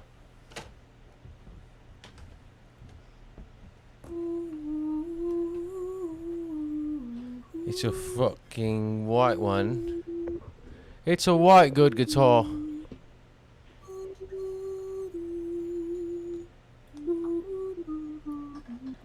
Check this out. Do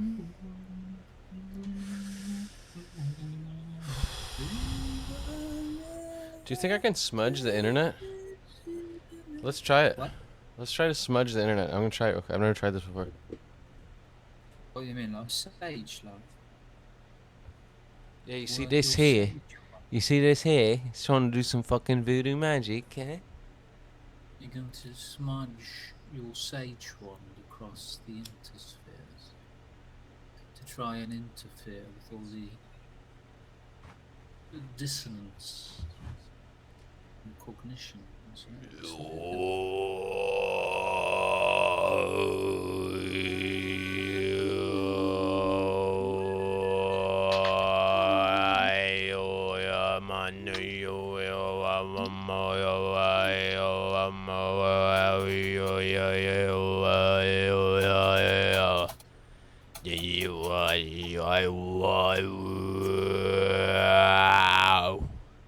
There we go. Give a little shamanic blessing.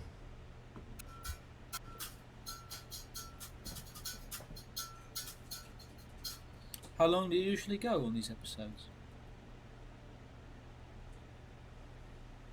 I've never had a set ending time, but they always seem to end around 3 hours in. It's quite a ways, isn't it? We're about a third of the way, if that's the truth. No, I think we've gone 2 hours. Yeah, we're already 2 hours in. We're 2/3 of the way, mate, and I've got more questions to ask ya. That's right. Plus, I want to hear just how you're doing, man. Tell me about like your grind. Like, where you at right now? Like, you feeling good? Like, I loving your content, mate. Everything you're coming out. Everyone go follow this channel. It's called fucking podcast. Okay, it's a podcast. It's called Self-Portraits as Other People. Check it out now. Like it, subscribe to it, go to the Patreon, give them money. And give me money too, why not? Hey, give us all money. Yeah, what's money? Yeah, well, the Ungoogleable.com is where you can find all my is it? essences in image, sound, and word. It's You'll not find able... writings, films, music, artwork. Are you going to be able to find that if I do a search on Google? Yeah, if you look up the Ungoogleable Michaelangelo, I'll show up. Is it going to work on Google? But it says it's ungoogleable. Oh, and that's the paradox of it, isn't it? Yeah, life is, it's in a weird state, and I am in a weird state. I'm in the state of Florida right now. That's where Flocka's from. That's where Flowrider is from. We ride the flow until we land in Flowrider, and Marilyn, we shall... Marilyn Manson. Yeah. I used to know his old guitar player. And Twiggy Ramirez? No. His name was Daisy Berkowitz. But his real name was Scott Putesky. He died a few years ago. Oh no! I believe cancer. That's what's gonna get me.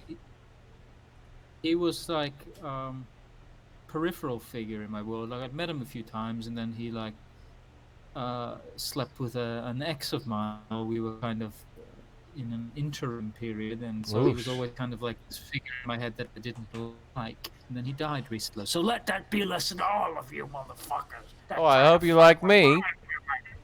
It's not like that. But, yeah, no, he was when he passed away. It didn't make me think like, oh wow, this person. Even though he was sort of like, he wasn't like a friend, quite the opposite. But it was like, he was somebody I knew, and there was like a sense of like, all right, into the breach you go, chap.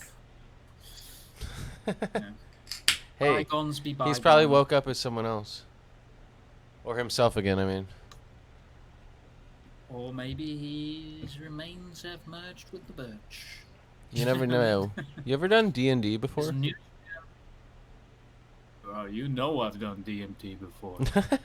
Well, you actually done DMT before. No, you know D&D. I've done DMT. You ever played D&D? Hey!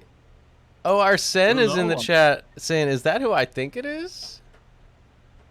Well, we can't try to guess his mind, you know? We can't just assume that we know who he thinks this is. I don't know if he knows, if he thinks who it is who you is. But it is who you is, probably. Who he thinks it is. Your old friend. Приятно познакомиться, my friend. Hey! Meet again.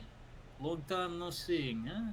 Hey, either way, that's a handsome ass motherfucker right there. Yeah, yeah, there you go. Nice. He says you're handsome. Okay. That's what I said. He's looking good. Oh, I've got all the boys are liking me these days. Yeah, where the peach emojis at, dog?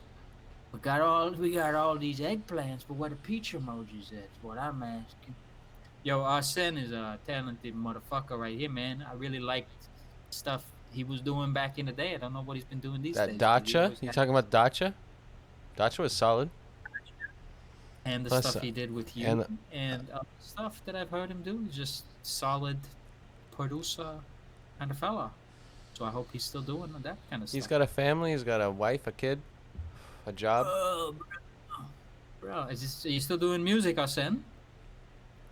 I always liked when you and Karn would talk about Arsene. It always sounded like you were saying our son. Have you seen our son? Have you seen our son? Trying to keep tabs on your son. Where's our son? Never had a son. Never had a son myself. But Arsene had a son. Ho! Yeah, he did. Hey, I have a It's Paps. wild. Arsene, Bringing people into the world, that's a wild and brave and crazy thing to do. I realized that people sometimes do it because they want to be reminded of the purity of the uncarved block, that they themselves have been chiseled into shape in such a way. And I think to myself, my life is a beautiful thing. I'm glad I'm a part of it, but bring somebody else into it out of nowhere. My God, why would I do that? So I'm just not there yet. When I was 25, I thought to myself, well, in about 10 years, maybe I'd be ready for kids. And now I'm 13 years later, and I'm like, it seems about as far are away you as that. 38 already? 38 already, man. Damn. What about you, 30? Are you 33? 4. Oh, I thought you were 33. You're just 4? You're looking fucking good. Yeah, 34. Your age. 34. 34? Jeez, man. We're getting up there, huh? We're men now. We're men. Finally, dude, I'm starting to make like a business and shit. For the first Really? time. Yeah. What, this? You talking about this? No, it's a separate thing.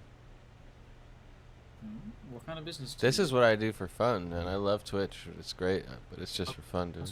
What's your business? Is it none of mine? Narnia. Narnia. What is it? A cannabis industry or something? Sounds like that. No. Finish the sentence. Oh, Narnia business. Got it. That's an Aslan joke if ever I heard one. You That like should that? be your business name. Yeah. Hi, I'm Aslan. What's your Welcome to my business name? Narnia. That's great. You should do that, man. That's great. That's it, dude. Narnia. I'm gonna try to keep Narnia. up with the professionality that Aslan has been exhibiting. I mean, also casting shade upon the screen. I want to hear that Like song. my eyes become that. I want to trigger that song where it's like the in the meme when the shades get put on the. I think it's a is it Dr. Dre? That beat? I don't know. I forgot about it. No, the beat that comes on in the memes when someone does something savage and then they put the thing with the savage thing. and the sunglasses Oh. and then it's like a that thing. Yeah. That's one of my favorites. And those are the glasses you're wearing too. That's Oh nice. well, no, I don't these know who ones. does Wait, that. I don't know if it's- wait, no, I have those glasses. Where are they? Hold on, let me get them. Make sure we keep this all professional and shit. So we gotta get. I don't have them right now. They're around. I'm confused about memes with the things and the stuff. I got the white ones. Right. Well, tell me this one, mate. You said you had a few more questions for like different characters and such. So if you have those, we should shoot them off before I've got to go and call. All right, what's your Let's see what to get out here. The Marlon Brando, maybe. Get a little Marlon Brando in here. It's the snail. Right edge. The razor blade. I thought to myself, I really should start investing some liposuction. People keep fat shaming me. Method I thought was trying to play a slug. Okay, Jim Carrey. I put on a mask and it's still stuck on my face. What should I do? Well, have you tried smoking it? I'm sorry, I don't think I know what you're talking about. Well, nowadays, he just tries to be very sincere, but it's so hard because still want to goof off and try to get validation from the crowd. I've got his autobiography, memoirs. What do you think about his artwork? It's terrible. It's, I mean, the It's political terrible. cartoons are pandering. Yeah, like they're weird bad. And lefty his pandering. actual paintings, sometimes they're all right, but they're more therapeutic. Like if he hadn't made a name doing what he does well, nobody would have cared about it. And certainly, I see what he's aiming for, but it's not good. It gave me a different humble opinion. it gave me a different vibe on him than I had from all his work in film. For sure. Well, a lot of that. I mean, he kept making the same movie again and again and again. Like he's a corporate puppet. And then once in a while he'll do like a Truman Show or Eternal Sunshine and all that stuff. But Although his he's just performances sold are himself. very good in all of those, especially like Gives Yes his all. Yes that, Man. But like Yes Man is a really good movie, I think, because of him. It's not because the movie, Yes the Man, writing Yes is good. Man, Yes Man, it's Liar Liar. It's all the same. Bruce Almighty. It's the same movie again and again. It's the same premise. Performance is always great because he gives it all. It's him that makes the But- movie each time. But it's him that sells the products that the movie is selling ultimately, or the ideology. But I think that the Yes movie Man is selling. actually a good movie. Like, I give it like a 6.5 or 7 out of 10. I will give it that. I think it's like actually entertaining. I loved his book. Hey, we got someone His did book. something nice. Hey, a so much. raid. Pineapple Pandas with a raid. That means they're coming in What with does their that mean? viewers. Someone who streamed Oh, Pineapple okay. Pandas, he's coming in to raid us. Hello, yay, raid, yes, welcome. This is Michelangelo, the Ungoogleable Michelangelo. Check him out at, what was it? Google it. TheUngoogleable.com.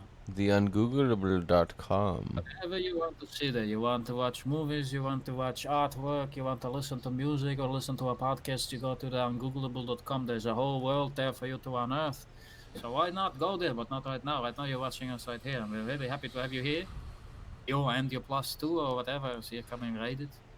I don't Okay. really understand this whole platform of the Twitch film. The not yet, Switch. but a lot Weird of people Wednesday, come in and have a good yes. time. Weird Very nice. Wednesday. Here's a question for you.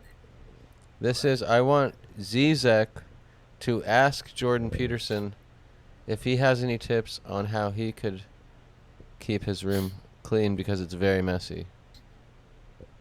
Well, you see, I find that very interesting for you to ask that question, because to keep the room clean, I find it already hard to keep my nose clean or to keep my clothes from sticking to my body. So the room is really an extension of that. Ideologically speaking, you have to understand that for you to keep it all clean, first it starts with personal hygiene. Say it, don't spray it, Zizek. So the question is, what advice does Jordan Peterson have for Zizek to help clean up his act? Well, probably you tell him to say it and not spray it. Because you can keep it clean, but as soon as you start speaking, it just splashes all over the place. I find it terrible. Anything else? What else? There's got to be a good deep insight here. What, between those two, about cleaning your room? Yeah. Well, I don't know. I'd imagine that Zizek would have a maid. Communist with a maid. I have one maid to clean my room, and I have one that's always there to make sure that my sinuses are cleaned. I also do my shaving. Of course, they do a terrible job. Always makes me think of like when you're in the sauna at the gym and there's these like Greek schlub lords, you know, that are just marinating in their own greases. They look like blobfish with Okay. a shadow. I got one for you. Antifa versus Proud Boys brawl in the streets. David Attenborough. David Attenborough narrating. That's a good prompt. You might have to script that one for me. Oh, give me a second to compose and download this one.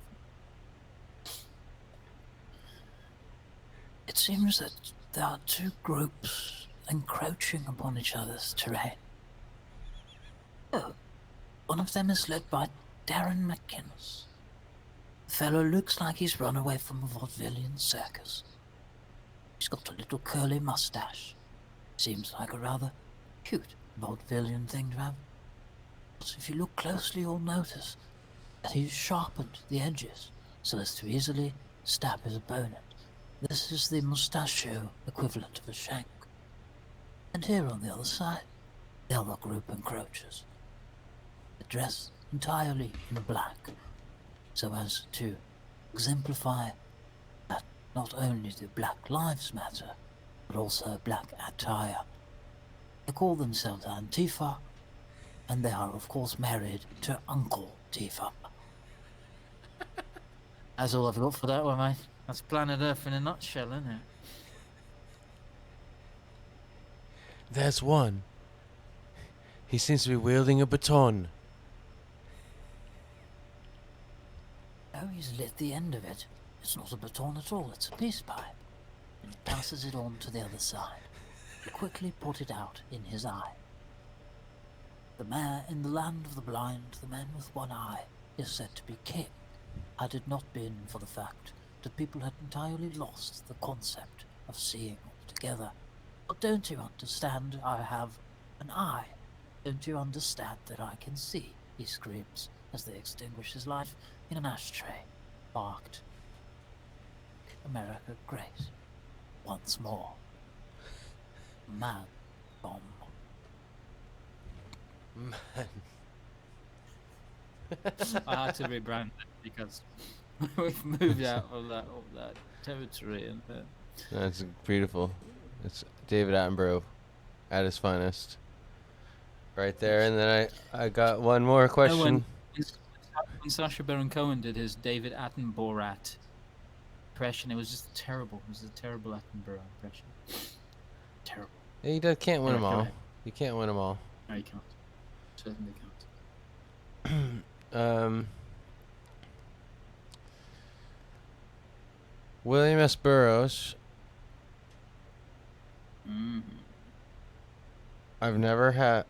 What was the question I asked before? Well, I don't recall it. It had something to do with a doctor. Oh, that's right. I haven't seen a doctor in 20 years. About medicinal properties. I haven't seen a doctor in 20 years.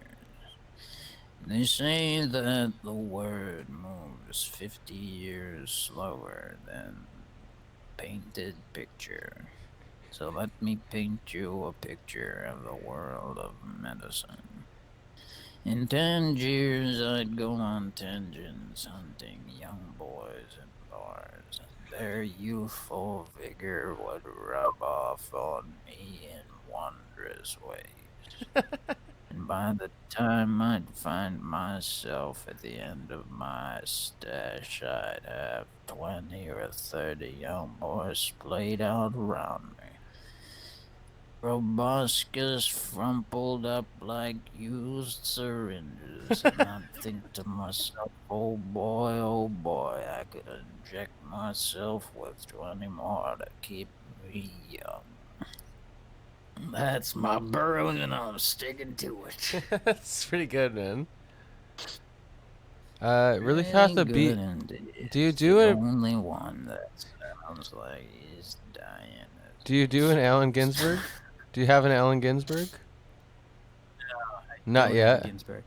You have to listen to him. I've never been interested in him. I don't find him very interesting. Oh, some of his poetry is pretty good, I think. A couple of them. I'll pass them on to you. The ones I thought were good. Out of all those guys, I was a Burroughs guy. I liked a little bit of whack. I like to listen to Like the whack. You like the whack? You like a little of that whack?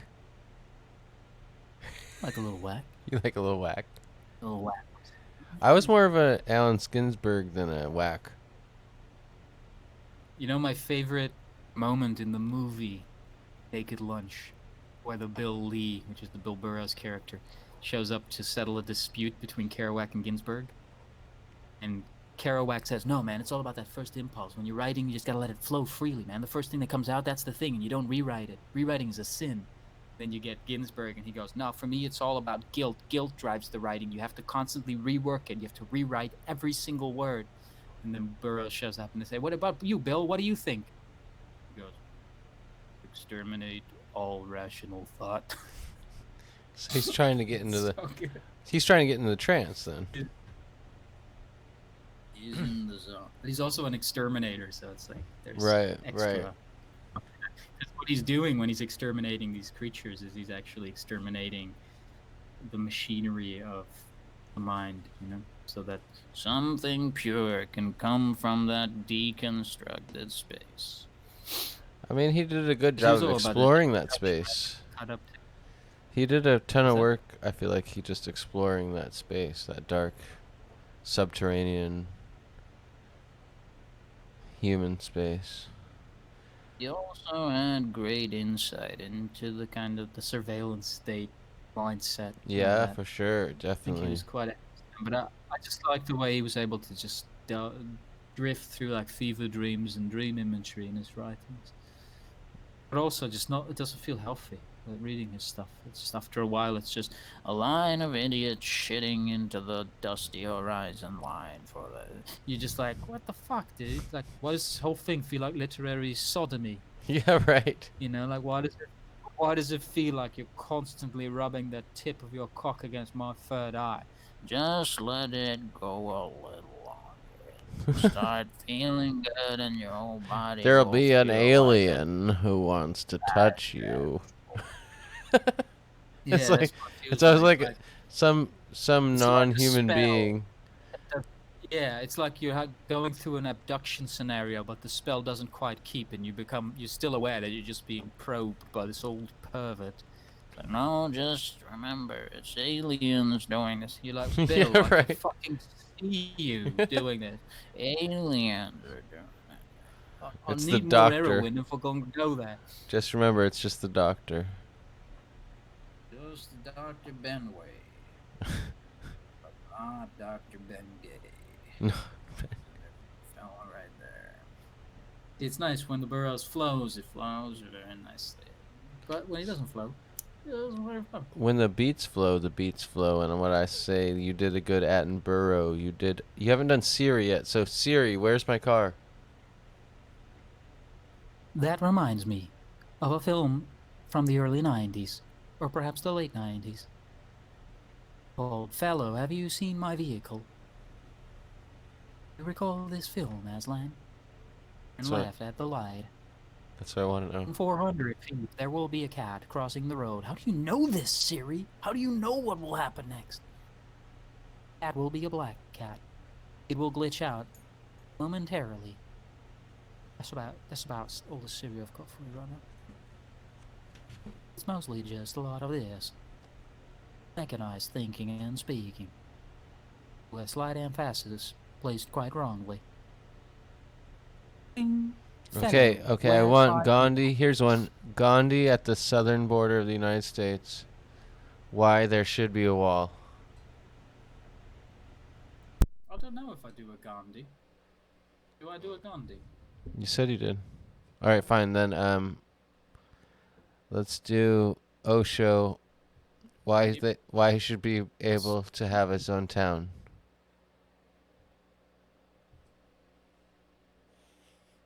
Who should be able? Osho should have his own town? Yep.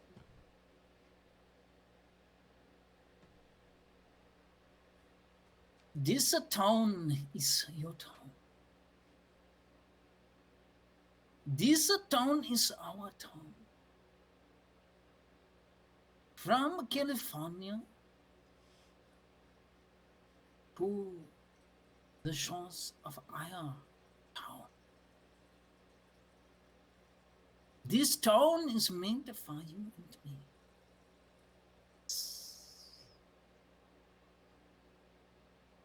what I've got from that one. We exhausted the Osho, I think. Where'd you go? Even you just left me all alone. You left me all alone. Is he taking a whiz again? All right, I got another one for you. Ooh, let's hear it. Sing me a song about the digital revolution.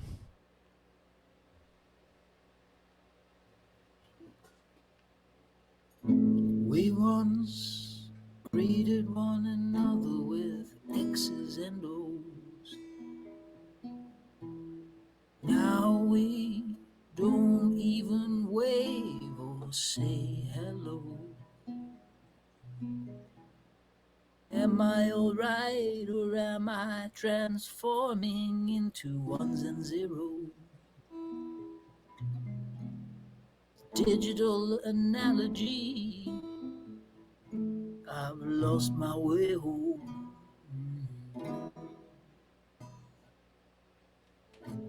It's, so they say, a revolution today.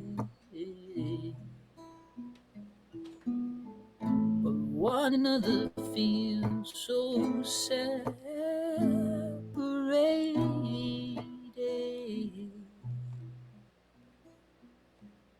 In X's and O's and ones and zeros. And if you don't know, you can Google it.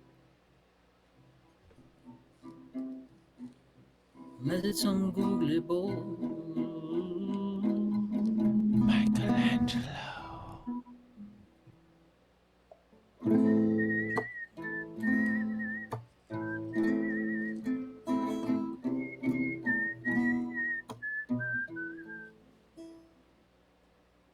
This guy. Well, that something for something unspoken.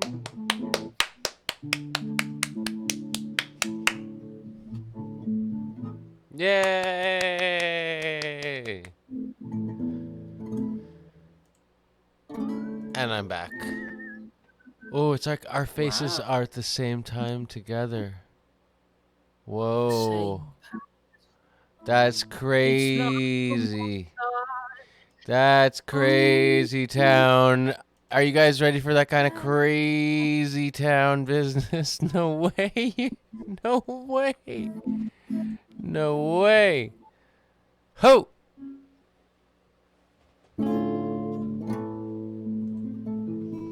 Still.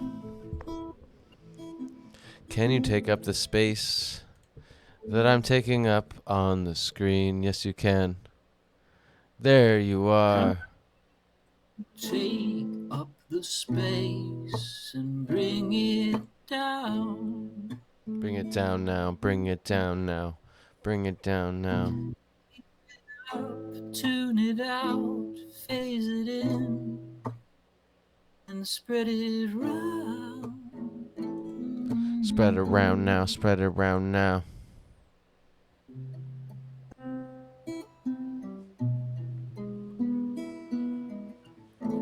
From one screen to the next, we shift and we fade.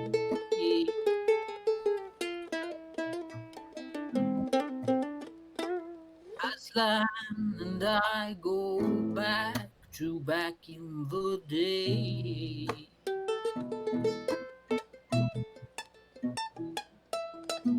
We used to wander the streets of the San Francisco Bay.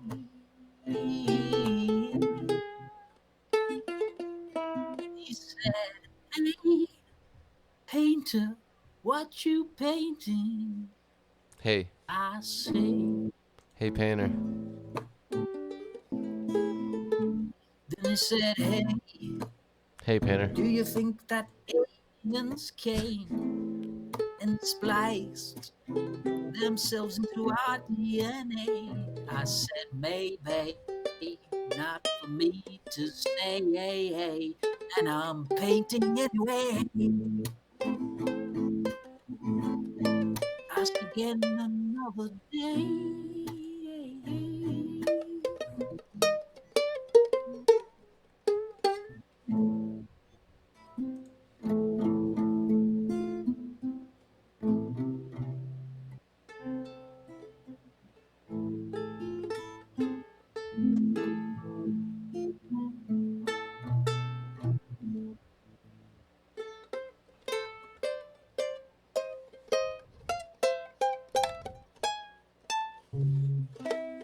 There we go. Fucking hurrah, dude. That was great. Hurrah on that one. Now I'll just go ahead and shrink you back. Look, now you're back. I'm back now. Why you always gotta belittle me like that? No more audience participation at this point, huh? They've all they'll keep it. They'll keep participating. What do you guys want to know? Ask us anything.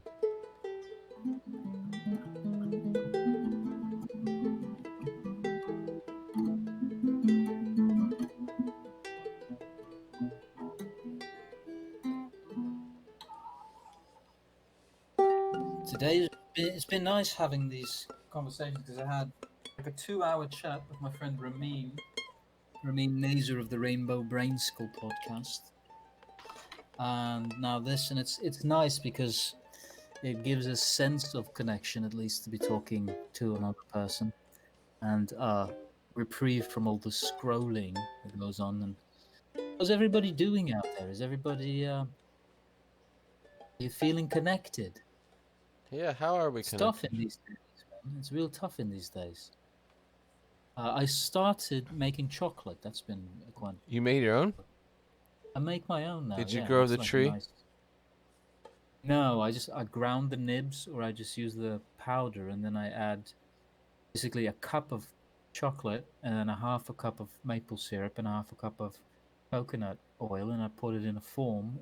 Maybe I'll put some almond butter in with it, or maybe I crush some nuts up in it. And then you put it in the fridge, and then you've got chocolate bars, and they're delicious. And milk and I've also been making these almond cakes that are quite delicious. Making me hungry. I've been kind of like expanding my horizon in far as the the immaculate confections go. Oh, good name. It's quite nice, yeah.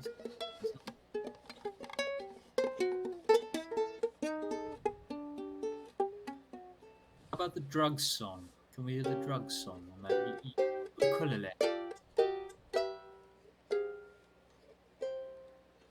How about oxygen carrying intoxicants to your brain? They fill you up with drugs. I guess you sing it. It's your song. It's your bloody song.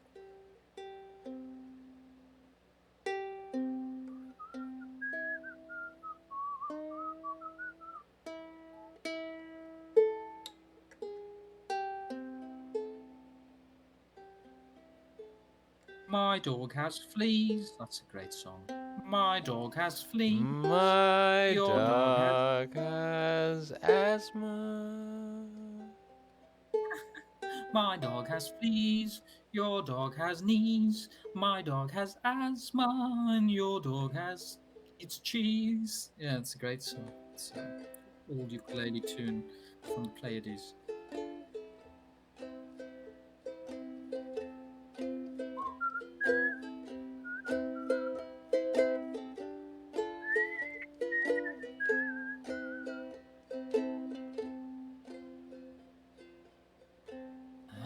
I know this song. I know the song, I think. It's your bloody song. Of course you know it. How about oxygen carrying intoxicants to your brain? You'll fill your head with blood. It's probably some of the best. That's probably one of the best lyrics I ever read in my entire life. I really like that lyric. I like that lyric quite a lot. It's educational. All right, yeah, it is. Takes time to get a good flight on an airplane, right? When I take a breath, what it do? Well, it's funny you should ask, because how about oxygen carrying? How about oxygen carrying intoxicants to your brain? You fill your head with blood. You will fill your head with blood. You will fill your head with. How about Percocet swallowed on a jumbo jet with all above. You'll fall asleep in love.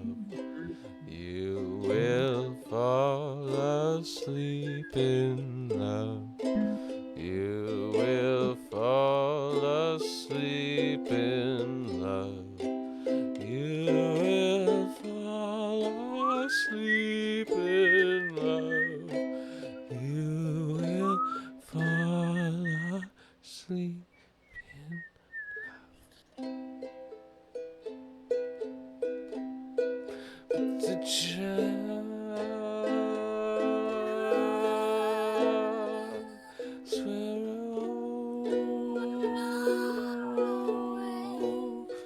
ways there for me in the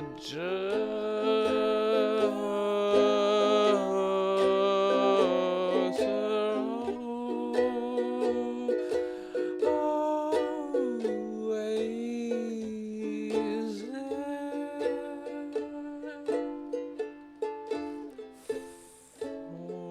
for me.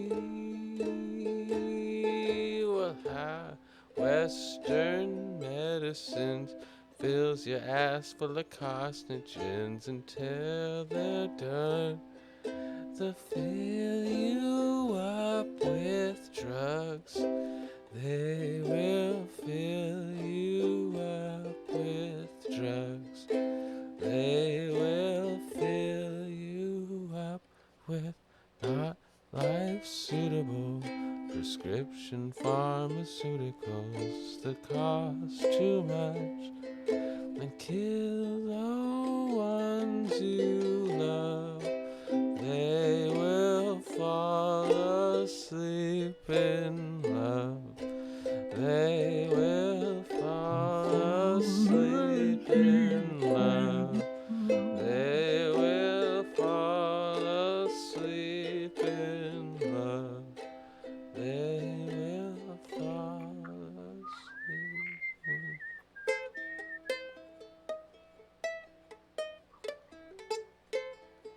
the drugs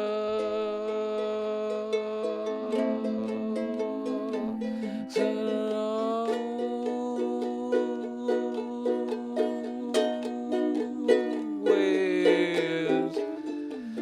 there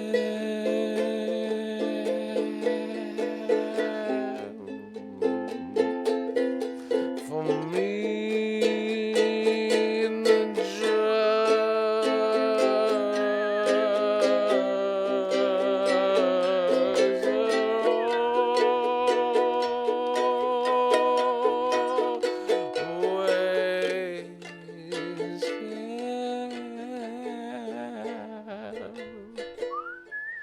for me.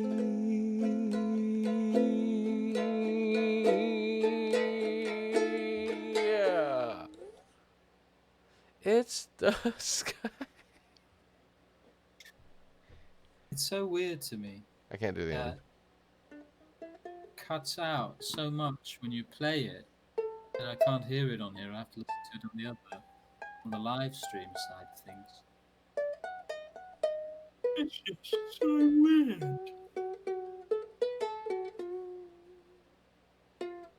Hey man, I'm starting to get a little tired. It's been such a pleasure having I you. think it's been fun. I got 2 more questions for you. Oh, all right. I'll take it. If you had to choose between living on an island and never seeing another person again and living on a skyscraper on the top and only seeing people from a distance, which would you choose?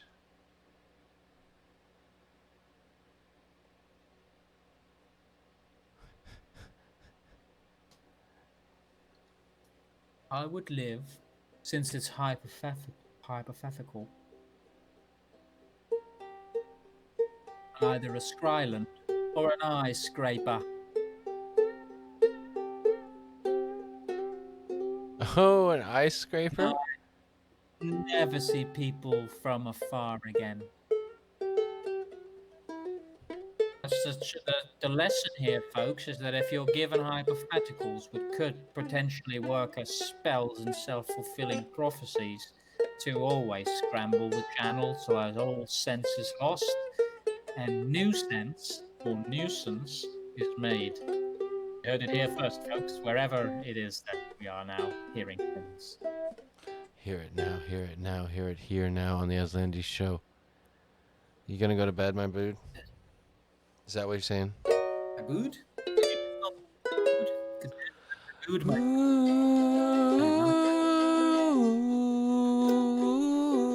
It's not quite time for bed yet, but I have to give my cat her meds. It's got...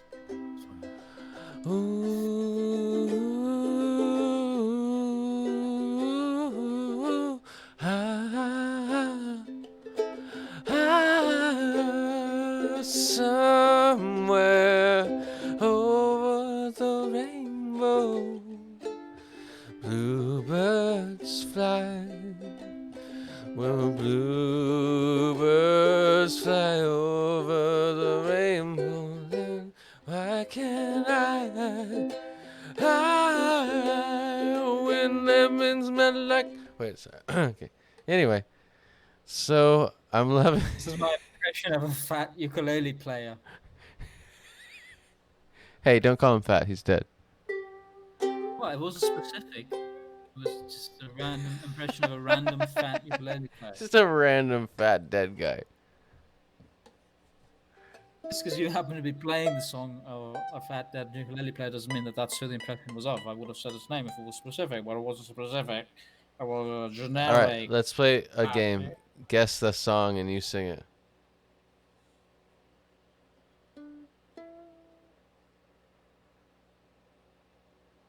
Right, what are we doing? What are we doing? I've lost the thread.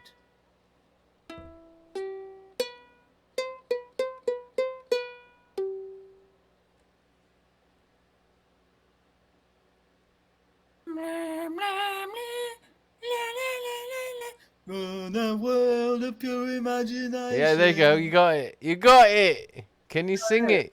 Willy Wonka, yeah. In a world of pure imagination. The whole song, mate. See, come with me. In the world of pure imagination, there's the stream filled with pee.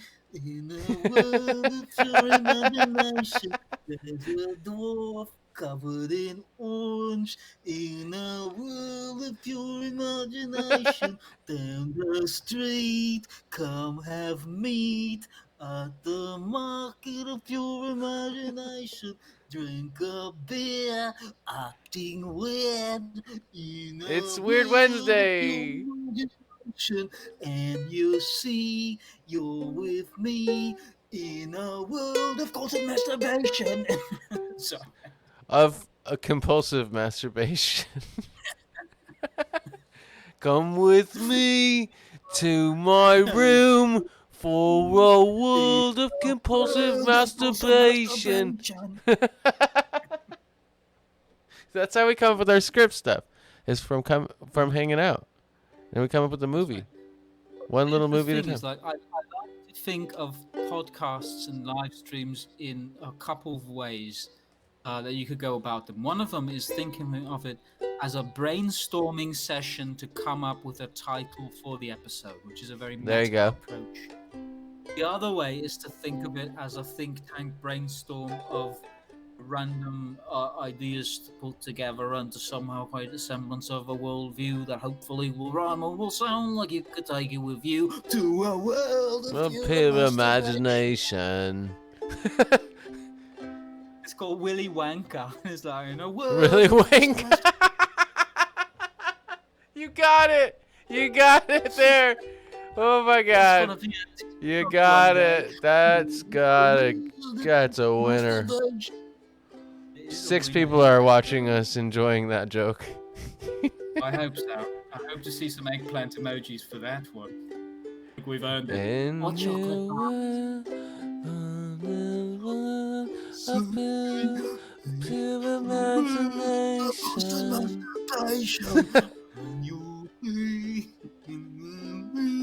That's the guy right there, man. Come with me down the street.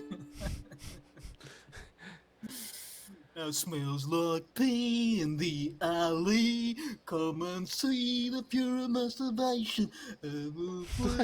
No. Sad. Flee, Sad. laugh with glee in a world of masturbation. Willy Wanker again, eh? I hear he's been putting stuff in the chocolate. What, like a golden ticket? Yeah, no, not like that at all. Yeah, that guy. Okay, here's one. Here's another one.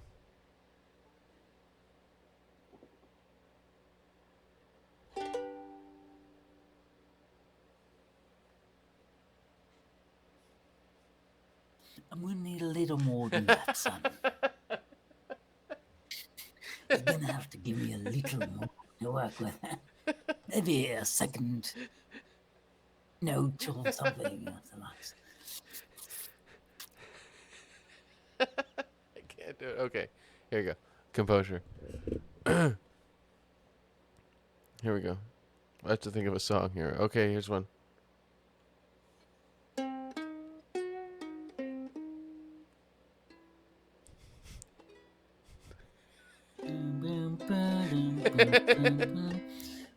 Back to life, back to reality, back to life, back to reality. That's the theme song from Frankenstein. Back to life, back to reality. Oh, here's one. Here's a good impression for you. He played the monster of Frankenstein. Watch this. I didn't ask to be brought back to life. I didn't think that was. I didn't think that was a nice thing to do for you to do, to bring me back to life. I didn't ask for that. A little bit, but I didn't ask for that to be brought back. I just wanted to be dead for the rest of my days. But you had to bring me back to life for some reason. I don't know why you did that. I chased you down around the world to try and get the answer to that question, but I don't know why you did that. The police believe that you're a suspect in the killing of the family that lives in the farmhouse down the way. What do you have to say about that, Mr. Frankenstein? Well, first of all, I'm not Mr. Frankenstein. Mr. Frankenstein's my father. I'm the monster. I'm a composite of various people. You said the Godfather? Was he the Godfather? I don't know if you're talking to me, but I'm a composite of a bunch of dead people, and they came after me with the pitchforks, and I just wanted a bride. That's all I wanted. I just wanted a chance to live and be happy like everybody else. But you have to come after me.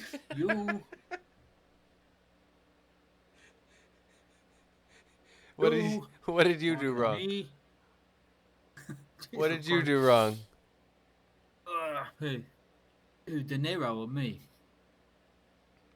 Wow. Frankenstein's monster.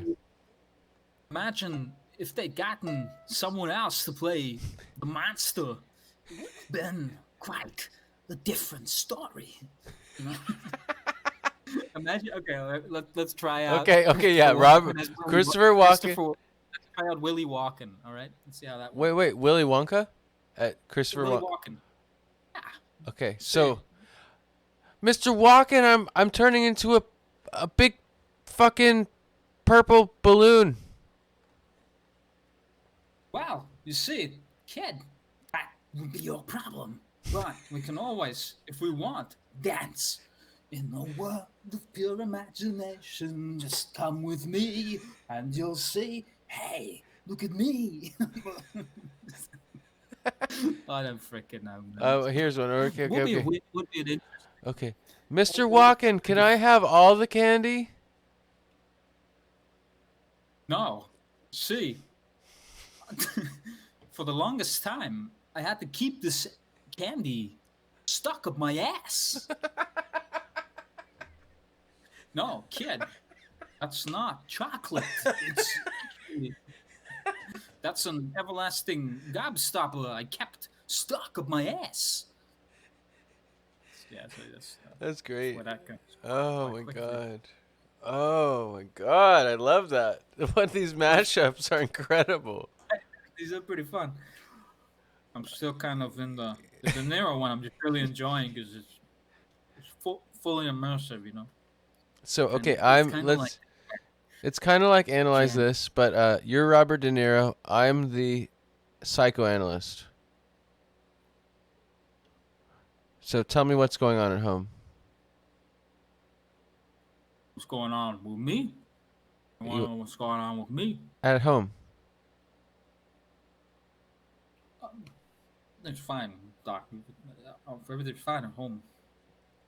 I mean, anything you can remember? Well, I can sneeze in this one. Sneeze. Everything's fine at home. I don't know what you're getting at, really. Just driving my cab. I'm going about my business. That's all I got for that one. Well, then I'm supposed to ask, well, how's it going with the wife? Well, Doc, I'll tell you how's it going. I can see the smile. How do you do that? How do you do that smile? It's let me guess. It's Jack Nicholson. Jack Nicholson. It's Jack. Yeah. She's been driving. My wife, Wendy, she's been driving me crazy. Every time I start typing away, she just comes right in the room when I tell her, Wendy, darling, light of my life, I'm not gonna kill you. I'm just gonna bash your head. You got the eyebrows down. How'd you do that? I don't know how you do that. Smile. And the smile. Did you It like is look what in it the is. mirror for fucking 50 hours doing? Well, how'd you get that? That's when I shave. That's just the natural smile that's there for that. But So you have a Jack it's valuable Nicholson. for- You have a Jack Nicholson We know- built in. Yeah, that's. Can you do a Michael Keaton? Oh, Keaton's just kind of like a hopped up. He's kind of like a hopped up Nicholson in a way. Yeah, he's Well, similar. probably just Beetlejuice kind of, look at me, You know, that's more like it's not really very fully formed. Very fully formed. God, this guy's fucking brilliant. That's what I'm saying, dude. This guy, Michelangelo, you've got more than a future ahead of you. I feel like everything that's happened in your past is literally like the pro, I've not the got pro. What's that called? What? Means what I got. What's that part of the book called that's before the book starts? The epilogue? Prologue. What's it called? Prelude. Prelude. Prelude. Pre- Prelude. Prologue. Prologue. Prologues. I feel like Prologue. the entirety of your life has been a prologue up until like the last year. Like you I just think it'll started. be that way pretty much up to the moment I die. Then I'll be like, I'm ready for my close-up now, Mr. No, I think you're really onto something, dude. You're just like, I don't know. I just feel like the sky's the limit for you, honestly. Yeah, well, you're giving me a limit? Fucking prick. You're telling me I can't go to the sky. Is that what you're telling me? Well, Because no. earlier you're giving me the option to live on a skyscraper and I never see anybody, and now you're telling me I can't go to the sky. No, I'm saying the sky's Perfect, man. beyond. You could go beyond the sky. Our world of In a world of pure imagination. Yeah, I'm trying to think of. There's probably there's so many other ones that we can still get into, like Woody's always a good one. Woody's always a fun one to play with. Oh, as well. you foot it, Woody Allen? Just thought. Some people would say that, but I guess he's kind of off limits nowadays because he got a little touchy feely with certain people, and then Rowan Farrow was going out there spreading stories, and it's just but I still really enjoy all of his films, and sometimes you just want to watch something that's still substantial, but doesn't involve too much. I'm actually a very charming guy. Like when you see me in my movies, it's kind of like me forming myself as a charming guy. Like in real life, I'm much more neurotic.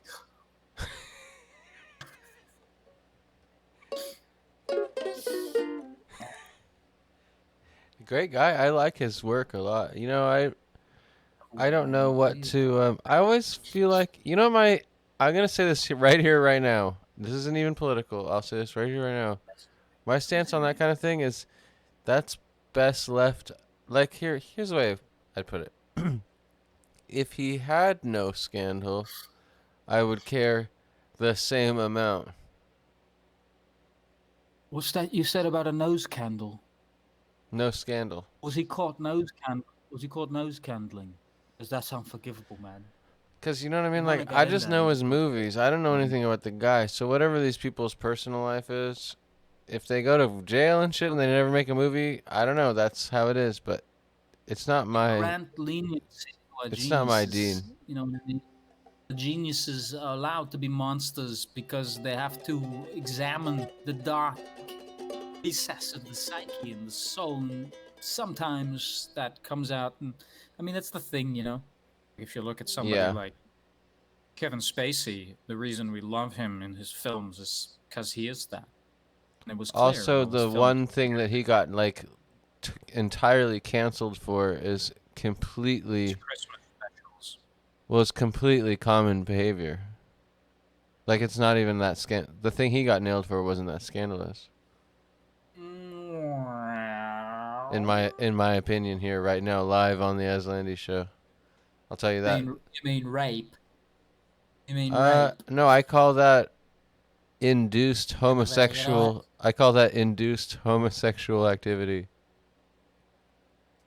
I don't know about induced. I hear he took that were against the will and stuff. But well, scandal of it is he keeps that's so. With his the thing that you have to understand is that's totally common in California, in L.A. and San Francisco. Well, I mean, all of it was right. Like the whole Weinstein debacle was very commonplace. The casting couch, everybody knew about it some way, and it was just condoned. But now it's condemned, and but what you were getting at, I agree with. I will not blacklist. Like people are like, you can't watch Kevin Spacey movies that came out after we found out. You can't do it. It's like, well, I'm still gonna I don't care about that.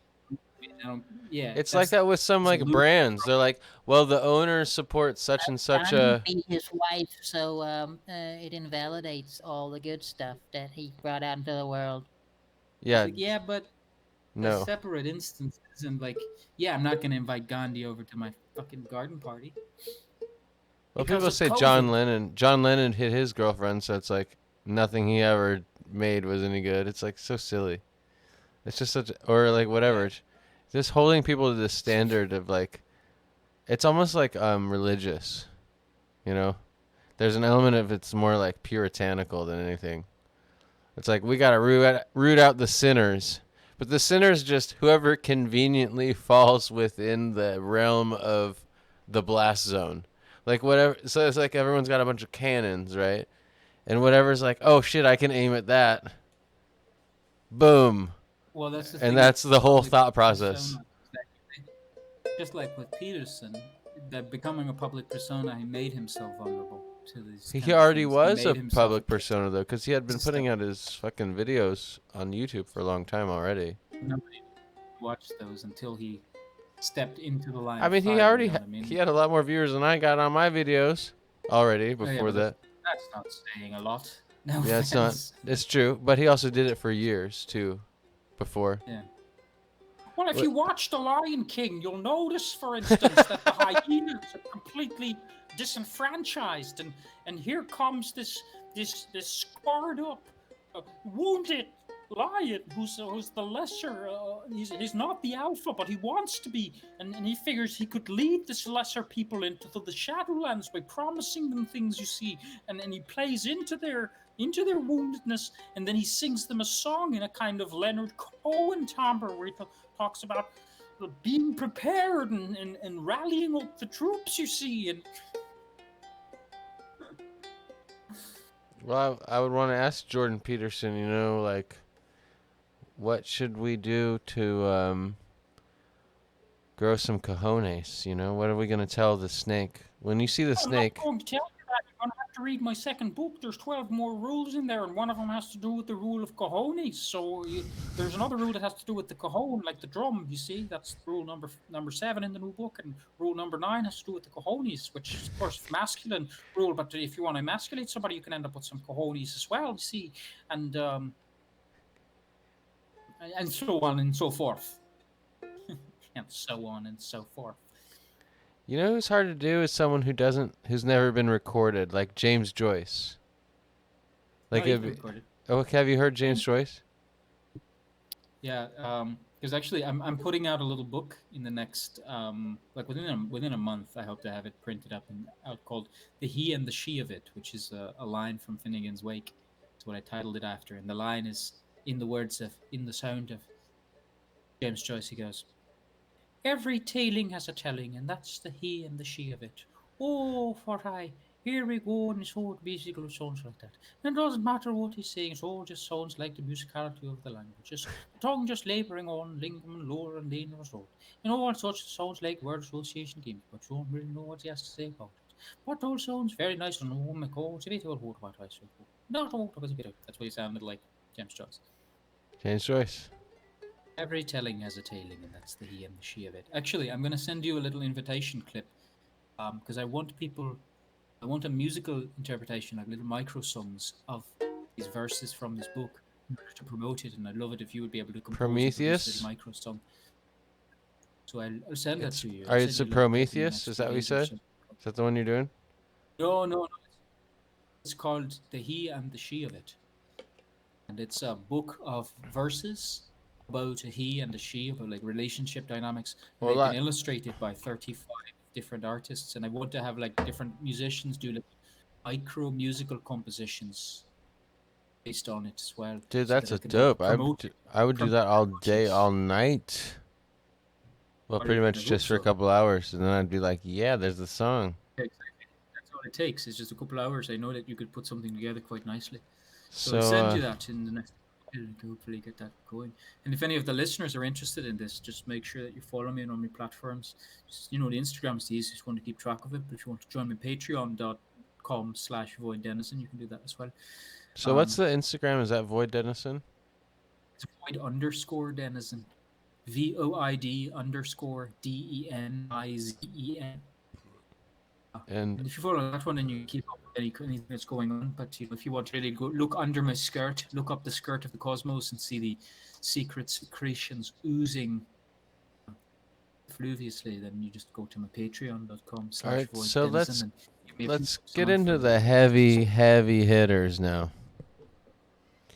Have you ever encountered anything that you would consider a sentient entity or being that is in any way existing or traveling from or existing in another level of dimensionality, or anything that's multidimensional that you can't exactly explain what it is? Now you're gonna bring this one up at the tail end of this. That's a whole nother episode, my friend. Yeah, plenty of these things. They've written a lot about these encounters as well, from mostly in like visionary states, like ayahuasca states and stuff like that. But there's also been like what you'd call like angelic visitations and things like that. Okay, I've had a couple of those. Stuff like that, yeah. I mean, there's like my artwork touches onto a lot of it, and there's writings that go with those. So I'd invite people to snoop around the website and stuff like that for that. But yeah, that's a whole nother episode where I'd have to open up a whole can of worms for that. I feel like it's a little late in the game to start about that. I was just starting to get juicy on you. Yeah, man. Well, 3 hours in, You're so brilliant, dude. You're so brilliant, entertaining, and just bring so much light and joy to the world. It's such a shame to think that someday you're going to just be a pile of ash on the side of the road somewhere. The funny thing is that it's like the joy I bring to the world. Like in my own space, it's not always that joyous. It's like you make up for it. As soon as it comes upon another human being, I'm able to transmutate it and turn it into all kinds of things. But when it's turned on itself, it can be quite a detrimental and depressing force, force of darkness, in a way. So it's also a delight to be here and share this with you. I mean, people. It's incredible. It always has been. But as I grow older, I've become more attuned. As we I'm more refined now in my taste, and so I'm more. It's more specific to me what it is, the different things, facets that are so special and important about you. There's times when I think back at the time when we met, and I'm like, did I always act this way? Was I like all of a sudden would I just speak to somebody like in an Irish accent for like a couple of days? I don't know if it was like that. I feel like it was in such a different spice with it. Like maybe it would come out here and there, and definitely Steve has seen a lot of weird facets of me when he's fed me various substances and various instances, and who knows what came out. But these excavations of self, Has Steve been on this? Have you had Steve on the show? Yeah, he's come. Really? He's coming to the chat, and his name is don't. It's something he's used on something else. It was It was not his name. Haven't had, something of light. You haven't had him. Oh no, I haven't had. Show, no, I haven't had him on. He's just come into the chat a couple times. If you had him in, he would make for great conversations. Oh, he would. He absolutely would. Songs and all kinds of things. I mean, I have a million friends who are not a million, but several other. I know a bunch of cool ass people. Yeah. That deserve to have a voice. You have your own voice through your thing, but I just like documenting it. It's not. For me, this is more like a photo album than it is a business venture. Yeah.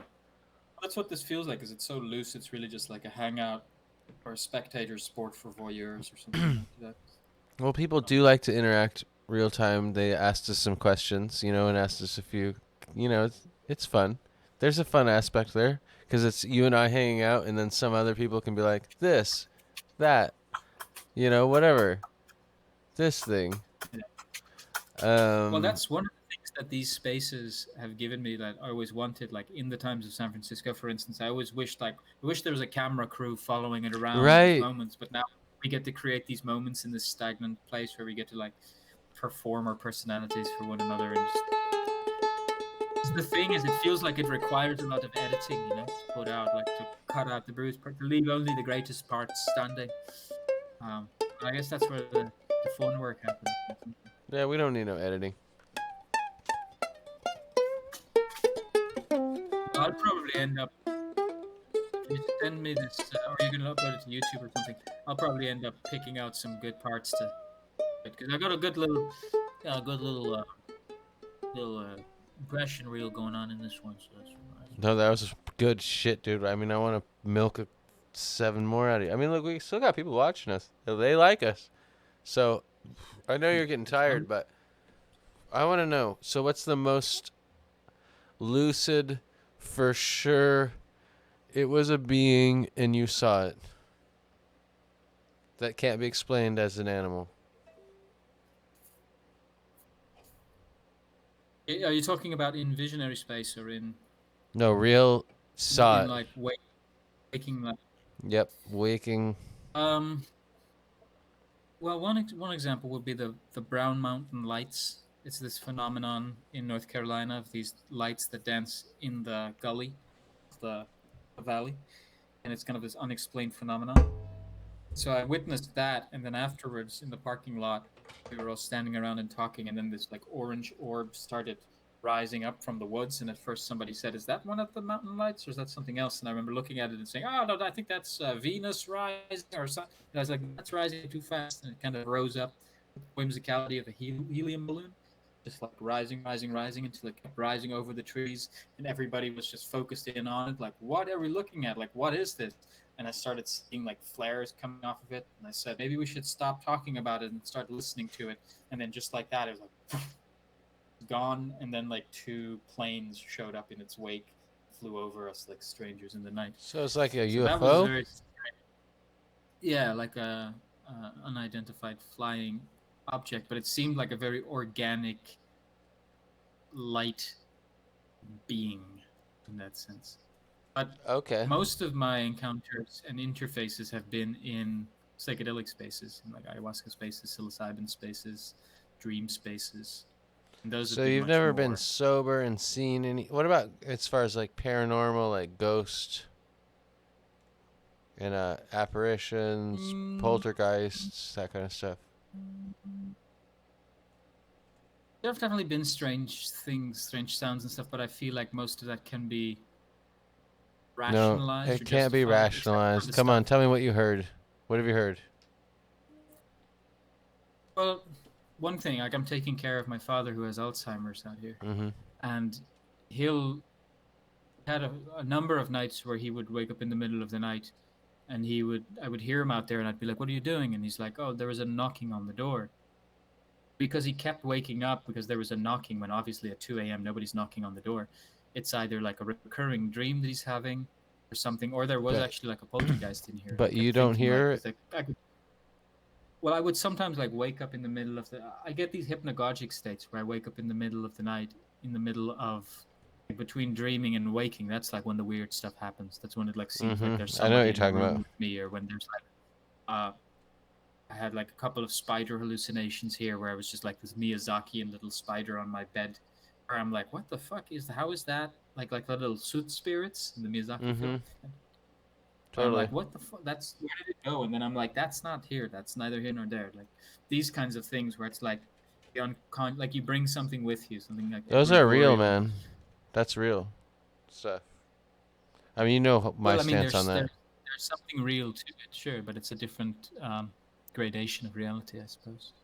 I mean, no, there's something like there's no science behind this, but this is my own observation. So, I've been trying to monitor and understand cobwebs for a long time because some of them are not made by spiders, but they still form and across great vast distances.